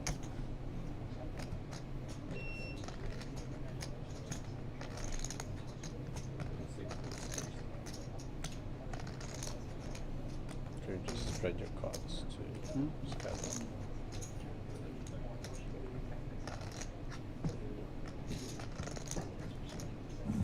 Anya there finding kings on the button, bumps it up to 2 big blinds, and Majid here with a probably an easy enough jam with 4 big blinds left. King 9-0. He's just going to get the bad news that if he was asked what hand do you not want to be up against, he would say pocket kings. And that is what he's faced up against here. So Majid here, only a 7% chance of holding on in this tournament. Needs another one of those 9s to give him any shot. Needs one of 2 left in the deck. Not to be. And Anya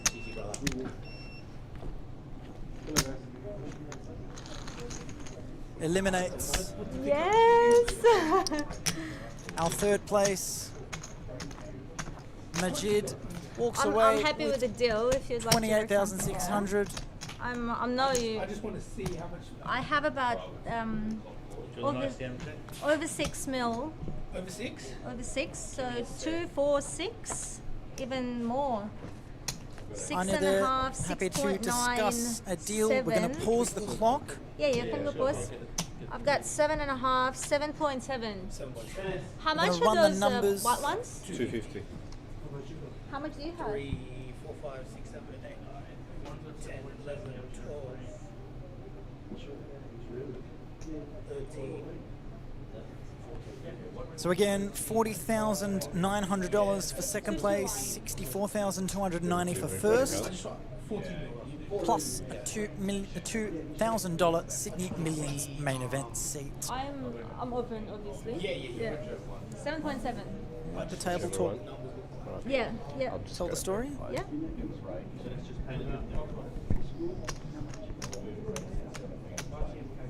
Yep.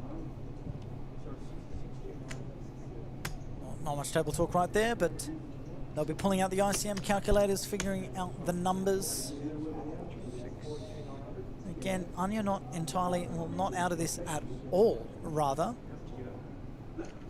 Suru's got 2/3 of the chips, but Anya's got just above a 1/3.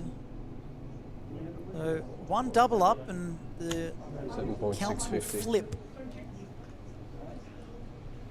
So Anya certainly What do I have, sorry? a good chance of 6, a shot at the title. 7, 7.4, 7.75, yeah? So we are heads up. Majid Shahi Kadajani eliminated in 3rd place. A great run from him. 7.65, yeah. 7.65. 4th was Ray B. 5th, Zach Gay.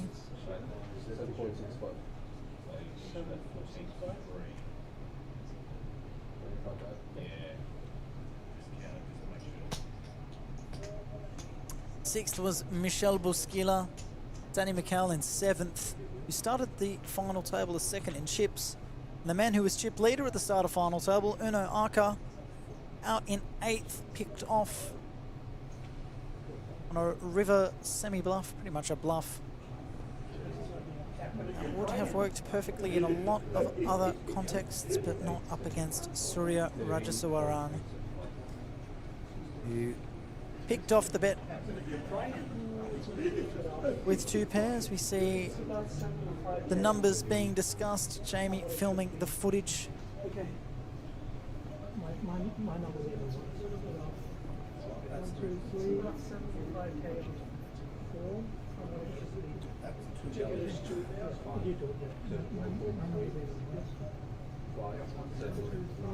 So just getting the counts right, they'll pop them into the calculator and we'll soon see exactly.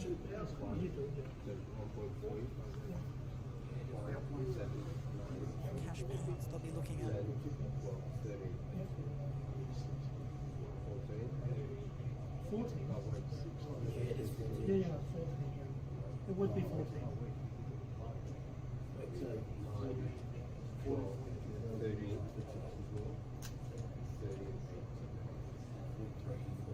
Oh wait, we did them at 5.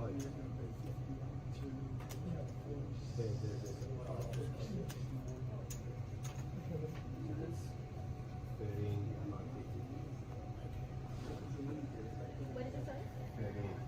Yeah, it's exactly. Oh wait, 13. It's exactly. It's correct.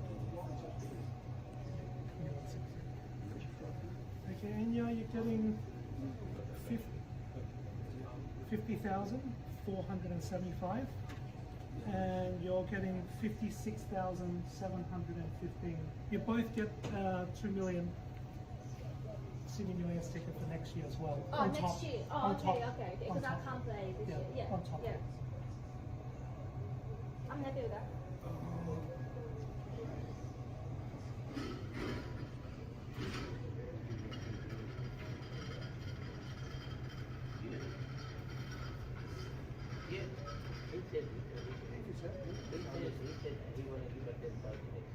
You got 13.9 mil and she's got 7.6.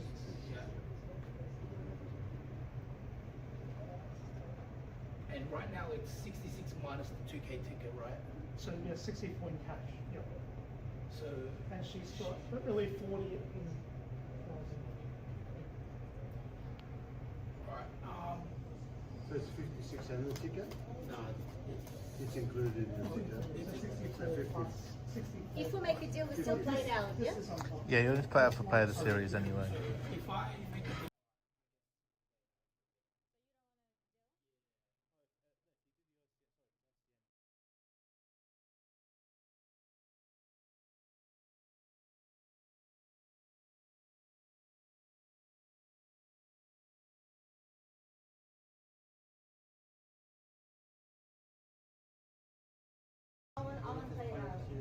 I'm happy to. I mean, yeah. I mean, I want if we do the deal, I want the trophy for sure. I want to play it out. Want to play it out?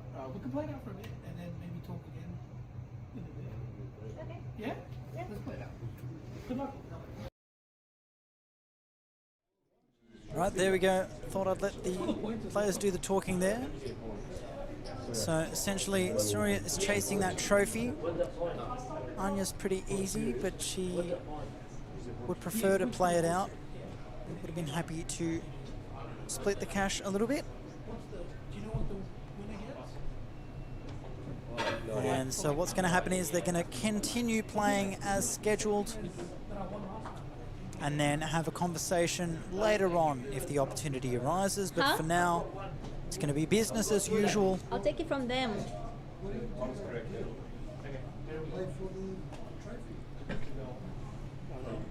Still playing it out for the $66,000 top prize. That's 64K plus the $2,000 Sydney Millions seat for next year. Yep. It's 153. Small blind, big blind. Good luck. And the same goes for that I'm big black? $42,000 900 top prize. 300. as we 40,900.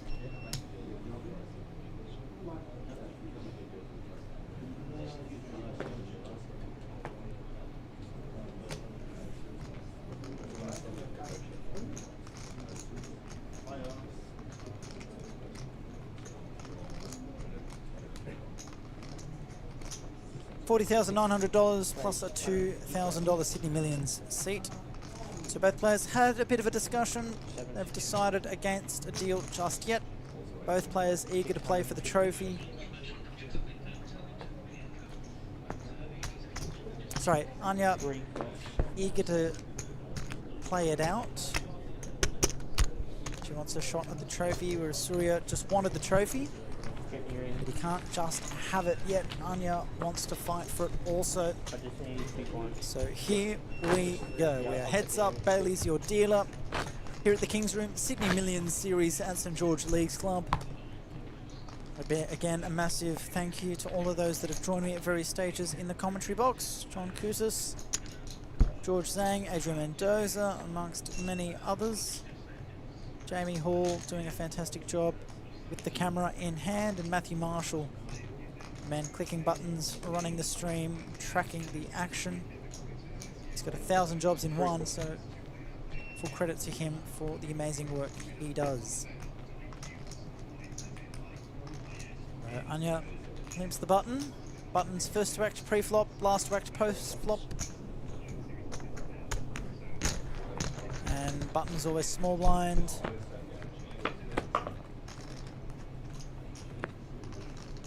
And Anya there flops the best of it. Surya, not much going for him there. This will probably be a case of bet fold, or maybe her hand is that strong on that board that she's happy to check for a street and let her opponent catch up a little bit. Either option's fine. She does look down at chips. She will continue. It looks like 350. 3 bets. 300 Oh, sorry. 3 bets, 300,000. 300,000's the bet. One singular big blind. I really don't see Surya continuing here too often, not with 10 high, deuce kicker, unless he has devious intentions. 7 raises, 700. He's fired a raise. Again, one thing I'd like to see is maybe a couple of hands of heads-up play before making moves like this, potentially feeling out your opponent. Obviously, you might see your opponent betting into you straight away and assume, well, they're just being aggressive heads up, I got to hit back. But as we can see, Anya's just got top pair here. 3 calls. So she's not going anywhere. Surya, they're trying a play that ordinarily might work otherwise, but Anya just happens to have it. We're going to see a turn card now. 3. Now, I was thinking if there's a card in the deck that can help Surya, it is something like that, which now makes him open-ended.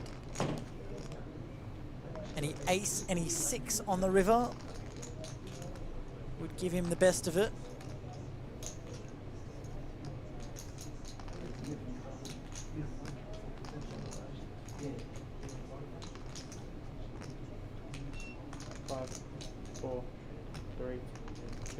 Surya checks back. He's going to try and realise his equity. Sorry, he's first to act, so he checks, and Anya has a decision to make. I don't know what to make of this if I'm her. After you get check raised on the flop, and then your opponent checks to you still again on the turn. She does have top pair. Still pretty strong. Just needs to fade an ace or a 6 on the river. Hard to get there on the turn, on the river, sorry. Don't think you should be too worried about hearts if you're Anya.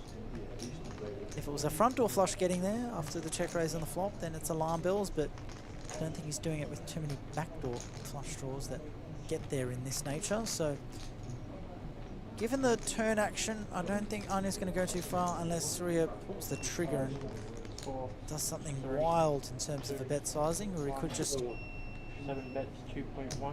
2.1 mil, so it's a third of Anya's stack. It's just about a pot size bet, and she's sitting there with top pair after the flush completes.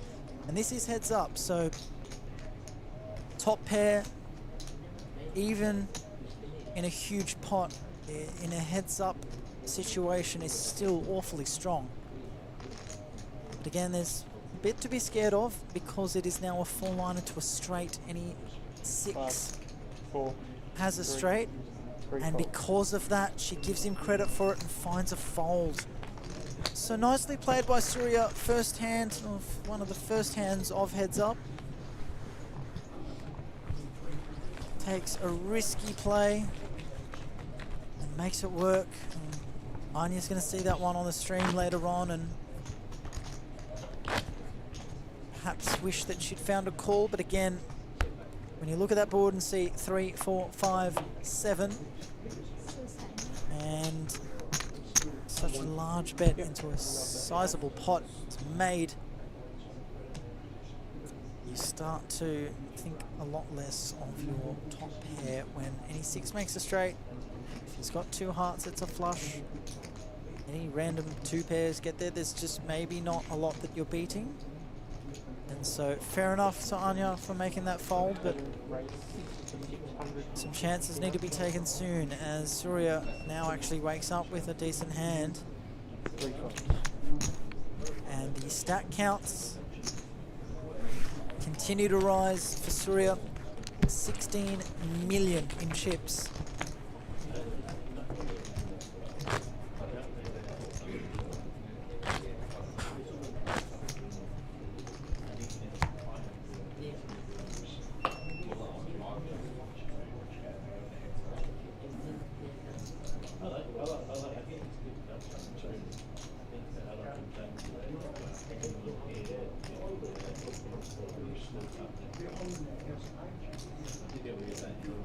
Anya here, first to act, pre-flop with the Jack-8 of diamonds. It's a very pretty hand. She elects to call, and again, we want to be seeing a lot of hands in position when we're playing heads up, so you get a lot of limping from the button.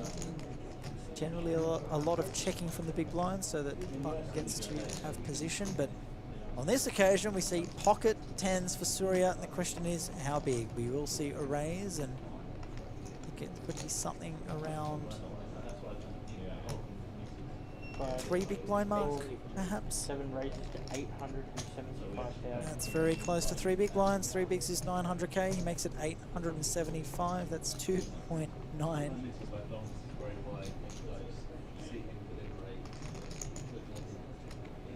Anya here would be priced in.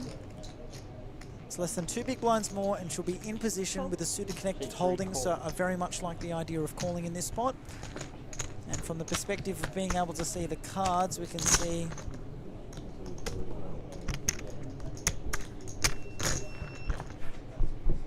that she's still got outs if she spikes a jack. Any diamonds. Backdoor diamonds at best, but that ace-high board is not the friendliest for Surya. He's not going to love it, but after it goes limp call from Anya on the button, you can't give her too much credit for too many aces, I suppose. Still got plenty in her range, but a lot of worse hands, a lot of raw heavy hands as well. So you can't immediately stress too much about the ace, but he does check the flop. And Anya could be thinking that if he did have an ace, he'd probably be happy to continue.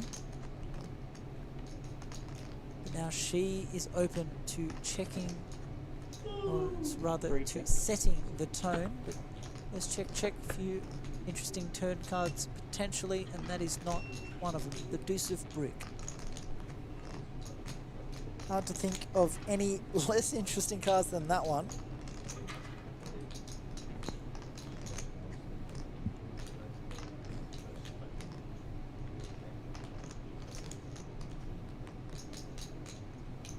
Now Surya, a choice to make. He checks once more. Now maybe Anya just gets creative here and finds a bit of a bluff.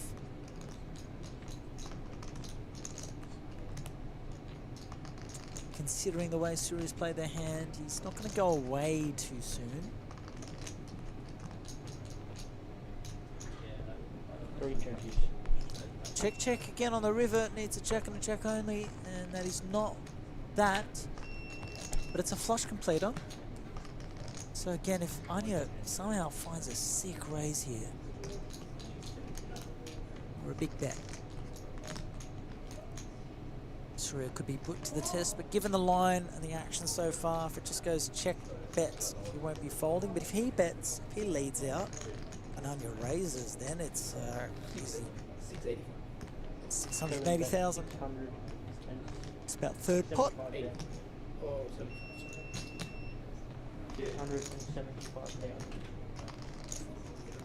675,000 is the bet. 675. 3 fold. And Anya lets it go. It's the right fold.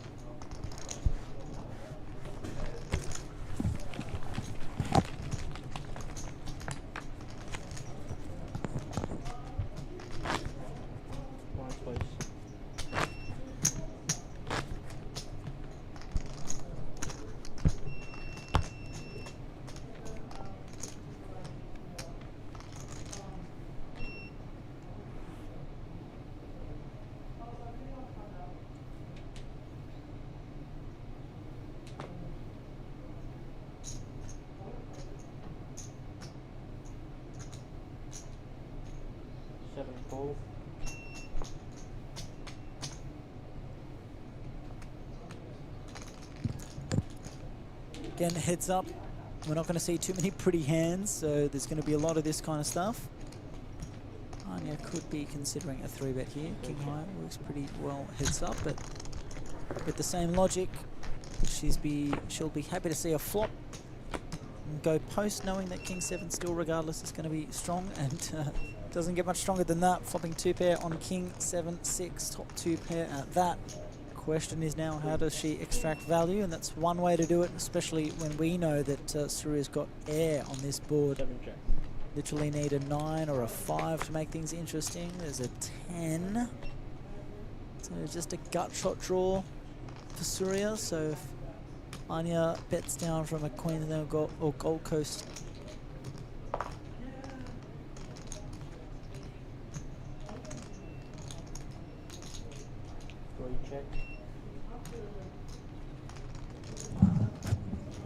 excuse that, went off script.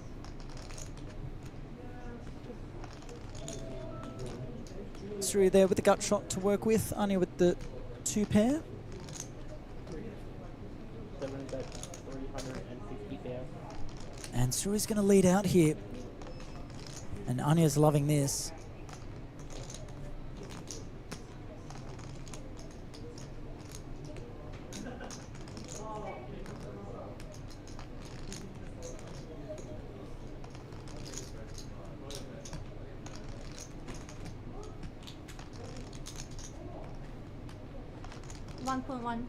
Three raises to 1.1 million. And she's firing in a raise. And we can see that Surya is going to be hard pressed to find a call here.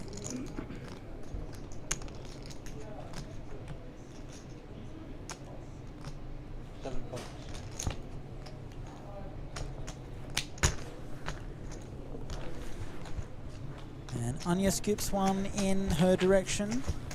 Still work to be done. It's more than a 3-1 chip lead at this stage. Yep.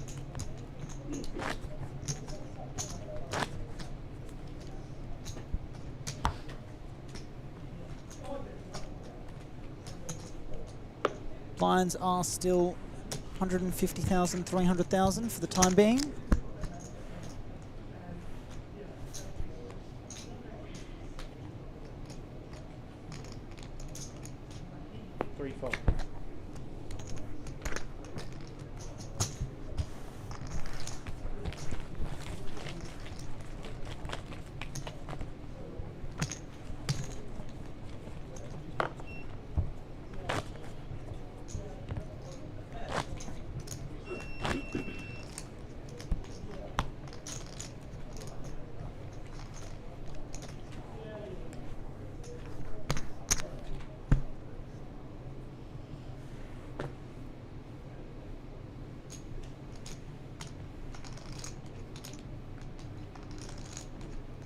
Surya here with a heads up premium.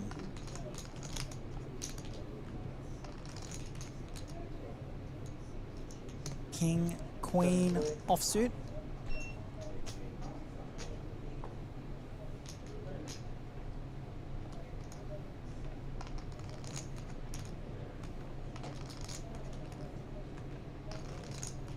Speaking of heads up premiums, doesn't get much better than ace queen of clubs, and what's going to happen here is Anya will probably bump this up, which would be music to Surya's ears, which is what he was hoping for when he limps this hand to induce a raise, and he would love to come over the top. He's going to have one more look at this.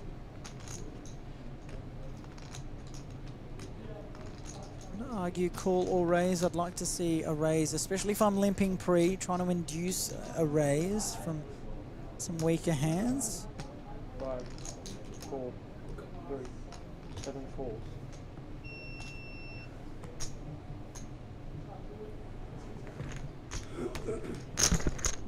He decides to call and take it post flop in position, so that's fine.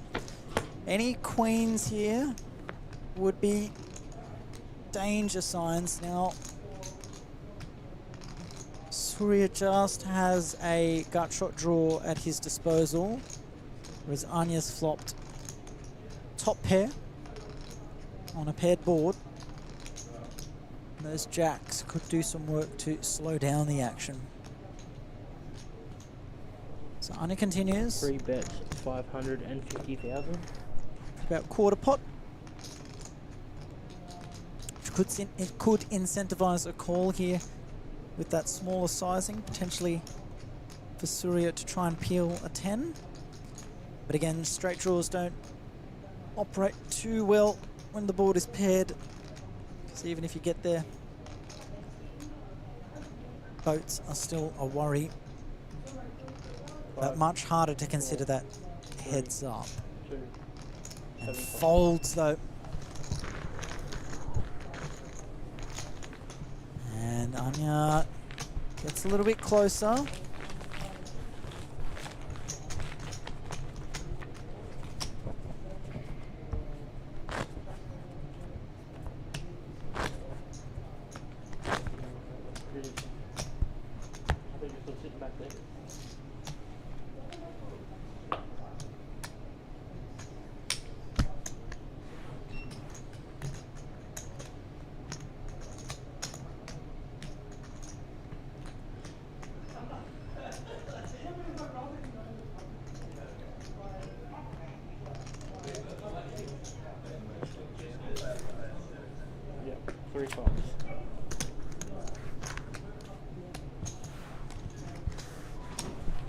Just make sure you're scanning your cards in the box.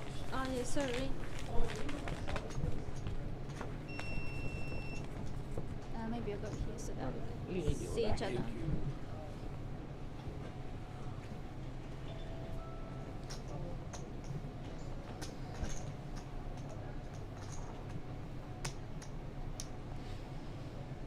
Welcome back. New dealer in the chair. A-Tim is back. Anya welcomes him back.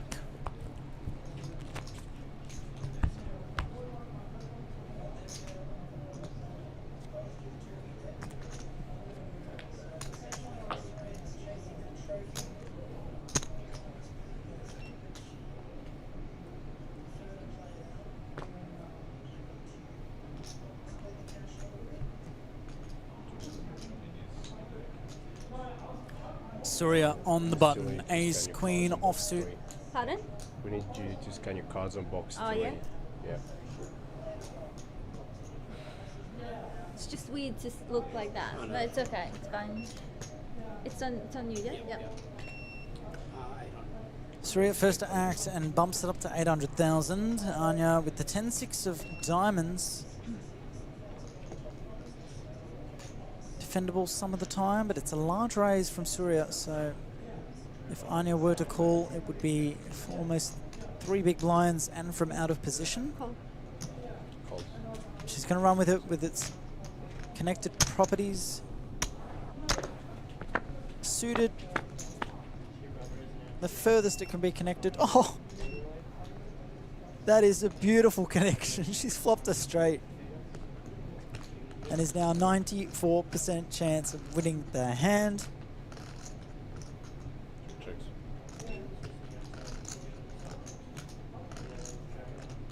How good for Anya.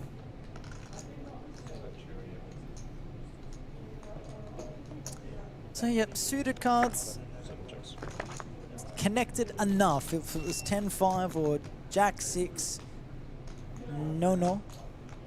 And that is why it is just on the cusp of callable, because it is a hand that can flop a straight. That's the term we use. Oh, can it flop a straight? Yep, okay, you can play that hand, yep. And 10-6 has flopped a straight. So Anya's got to look maybe to start putting some chips in the pot at this stage, which she does. To the tune of 950,000. And again, it's not a board that Ace Queen is ever loving. Had some backdoor spades on the flop to think about, but that hope dies on the turn, as is the hope of any backdoor straight draw.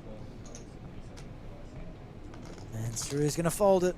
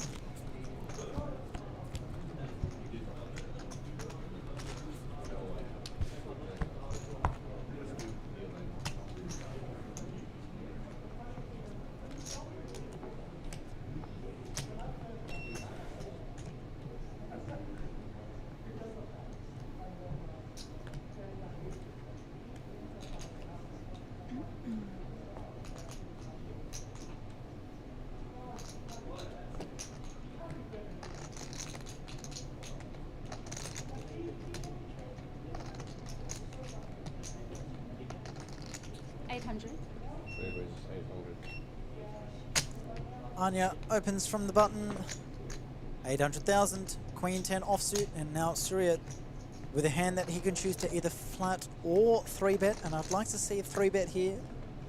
So you don't want to be going out of position post-flop. It's a strong hand, very strong hand heads up. You can be folding out a lot of weaker hands, you want to be charging them. You want to not make it easy for Anya to see a flop in position. And there's an all-in. That's max pressure, and Queen 10 just not strong enough to run with it.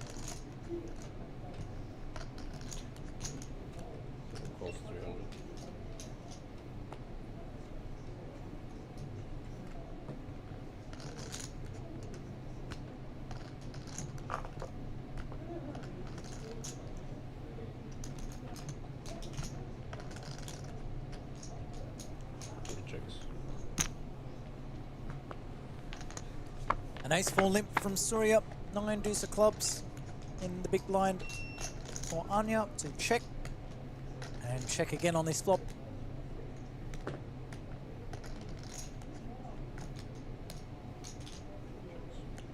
And Surya now with the decision.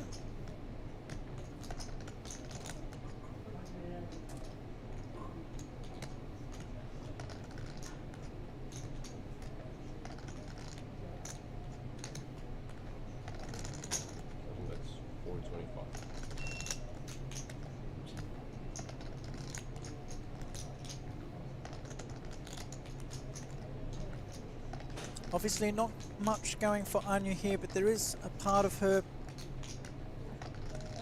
could be considering the fact that Surya might not have hit this board and she could fire a raise potentially or call. She's called here with what we like to call devious intentions, and that's a card that helps those intentions. The Ace of Diamonds is in the mix for Surya. So Anya now with top pair, Surya with a flush draw.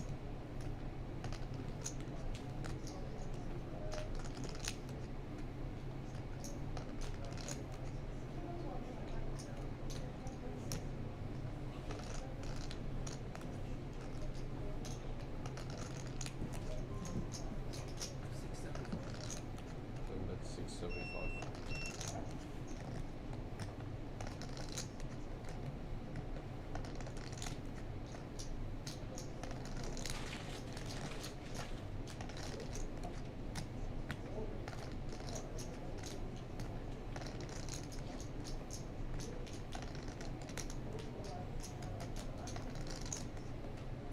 Oh.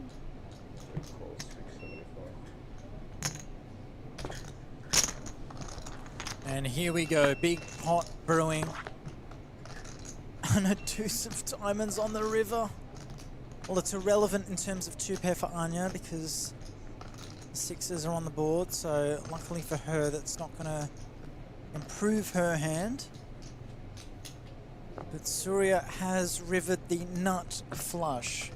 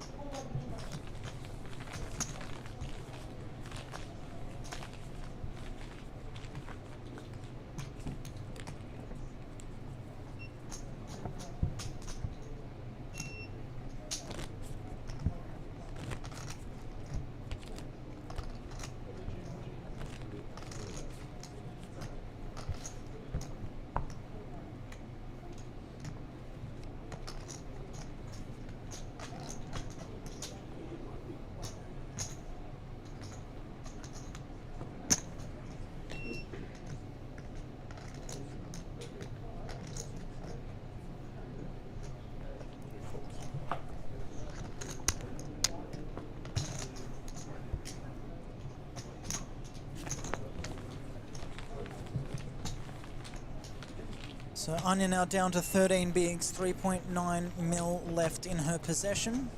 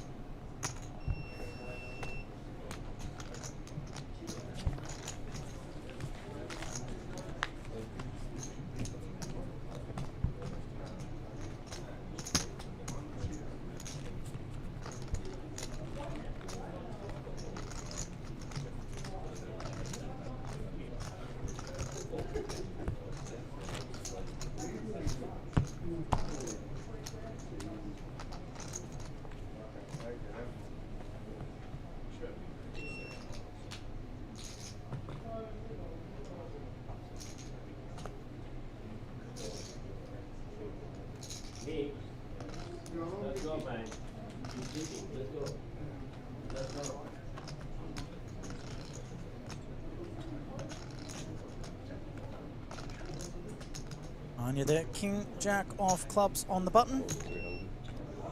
Just elects to limp. Take it in position. And Surya here with the jack deuce. Checks it over. We see a flop.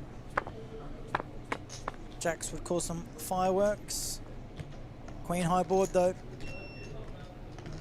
Neither help or no help for either player.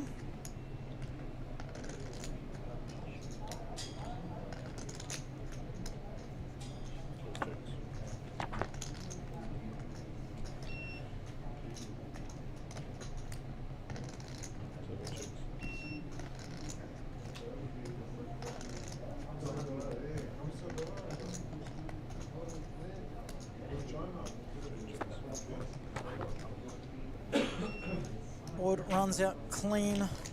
I imagine this will be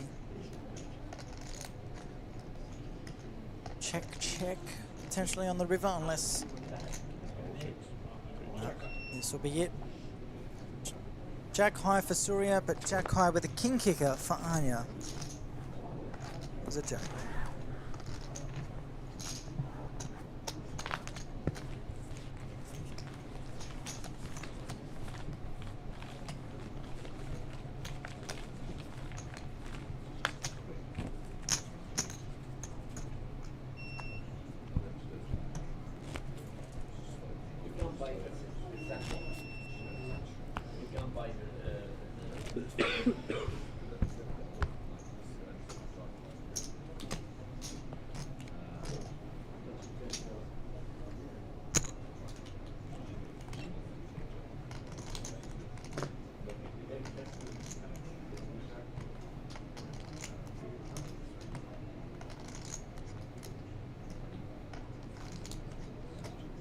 Surya finds ace king on the button, just calls. Common theme here, and Anya with jack 9 suited could elect to bump things up here with a raise. It's a pretty friendly hand, heads up. Elects to check. A bit more money could have gotten in here pre-flop.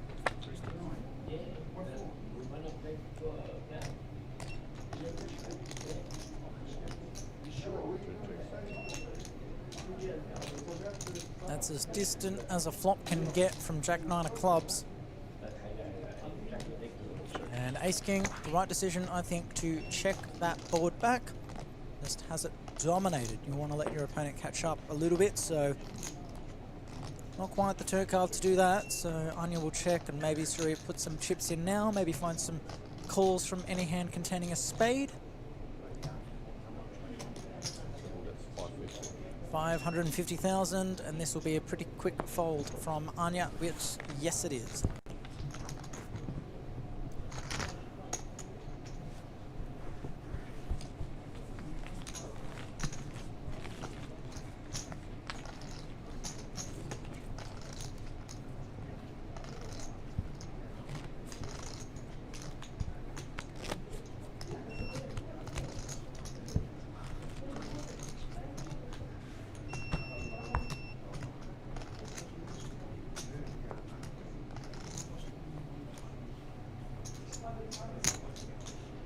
Once again, kudos to you if you're still sticking around. No mean feat to still be tuning in.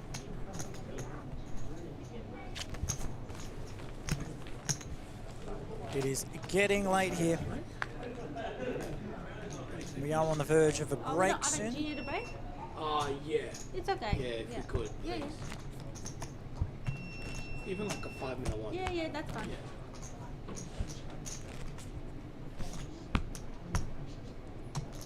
Change it to a 5-minute break. Yeah.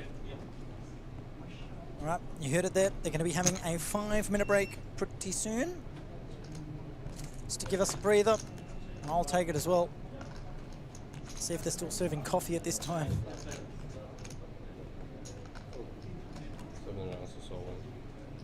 Just a jam with the king 8-0, and Anya will fold this 6-5. And they're going to take a 5-minute break now, so you won't hear from me over the next couple of minutes, but it will be a very quick break. These players will be coming back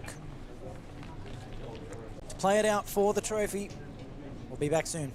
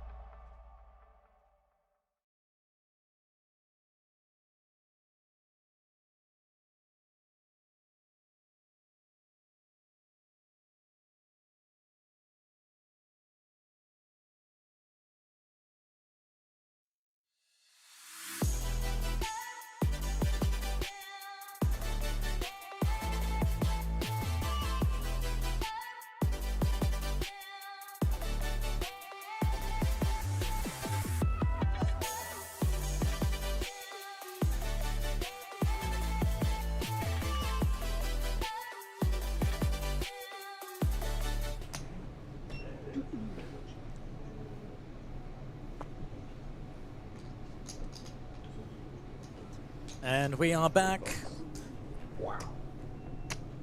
Presumably to play down to a champion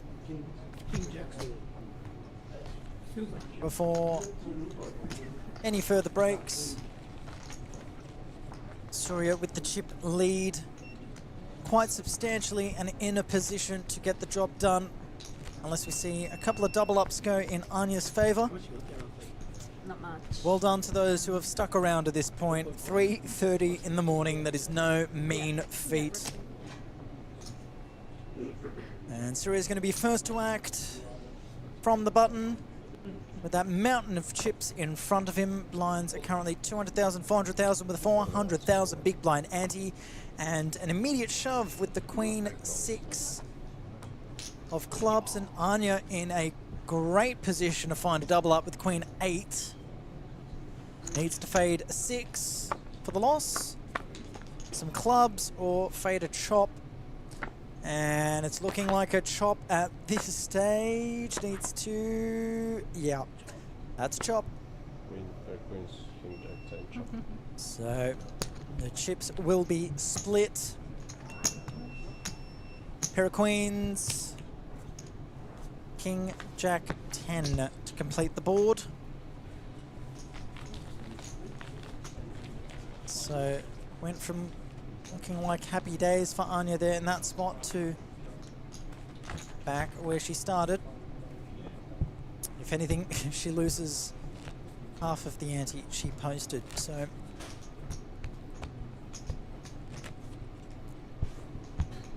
needs to find another one of those spots sometime soon.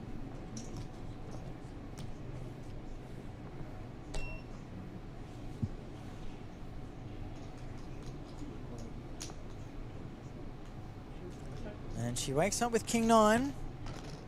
King 9 of diamonds. Announces all in. Easy shove for sub 5 big blinds, and 10-4 of diamonds just bordering. You could almost do it with any 2 here if you're Surya. You've got all the chips. It's a 5 big blind shove. But he's happy to wait for a slightly better spot. And the last thing you want to do as well is just easily double up your opponent. Don't want to give away your chips. You can just wait for the next hand, apply the pressure back in the other direction. But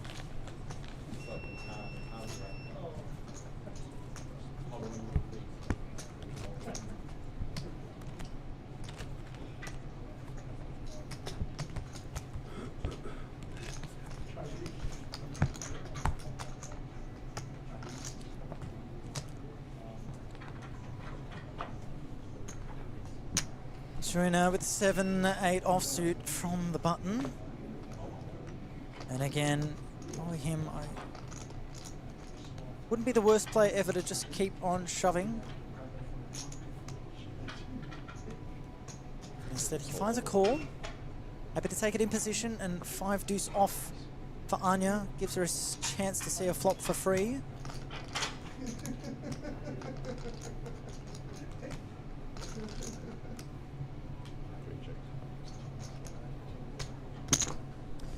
And she checks, as expected.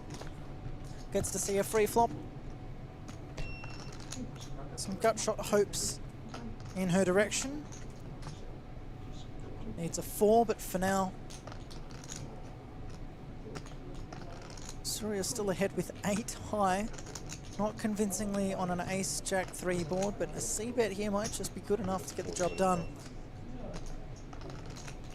We can see all the outs that Anya has, but in her mind, will be 4 and a 4 only. So she will mark that hand.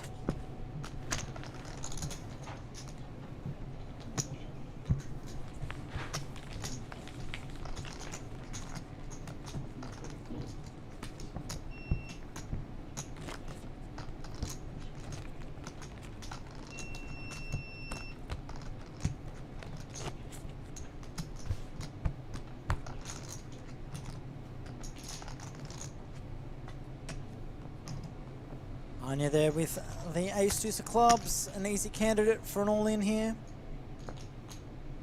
Heads up, 5 big blinds. just look at the one card, the ace, and that is more than good enough to run with. All in announced. Surya with Jack Deuce completely crushed, and I don't think if he's folding that 10-4 suited, we'll be seeing the Jack Deuce offsuit in the bin, which he does do.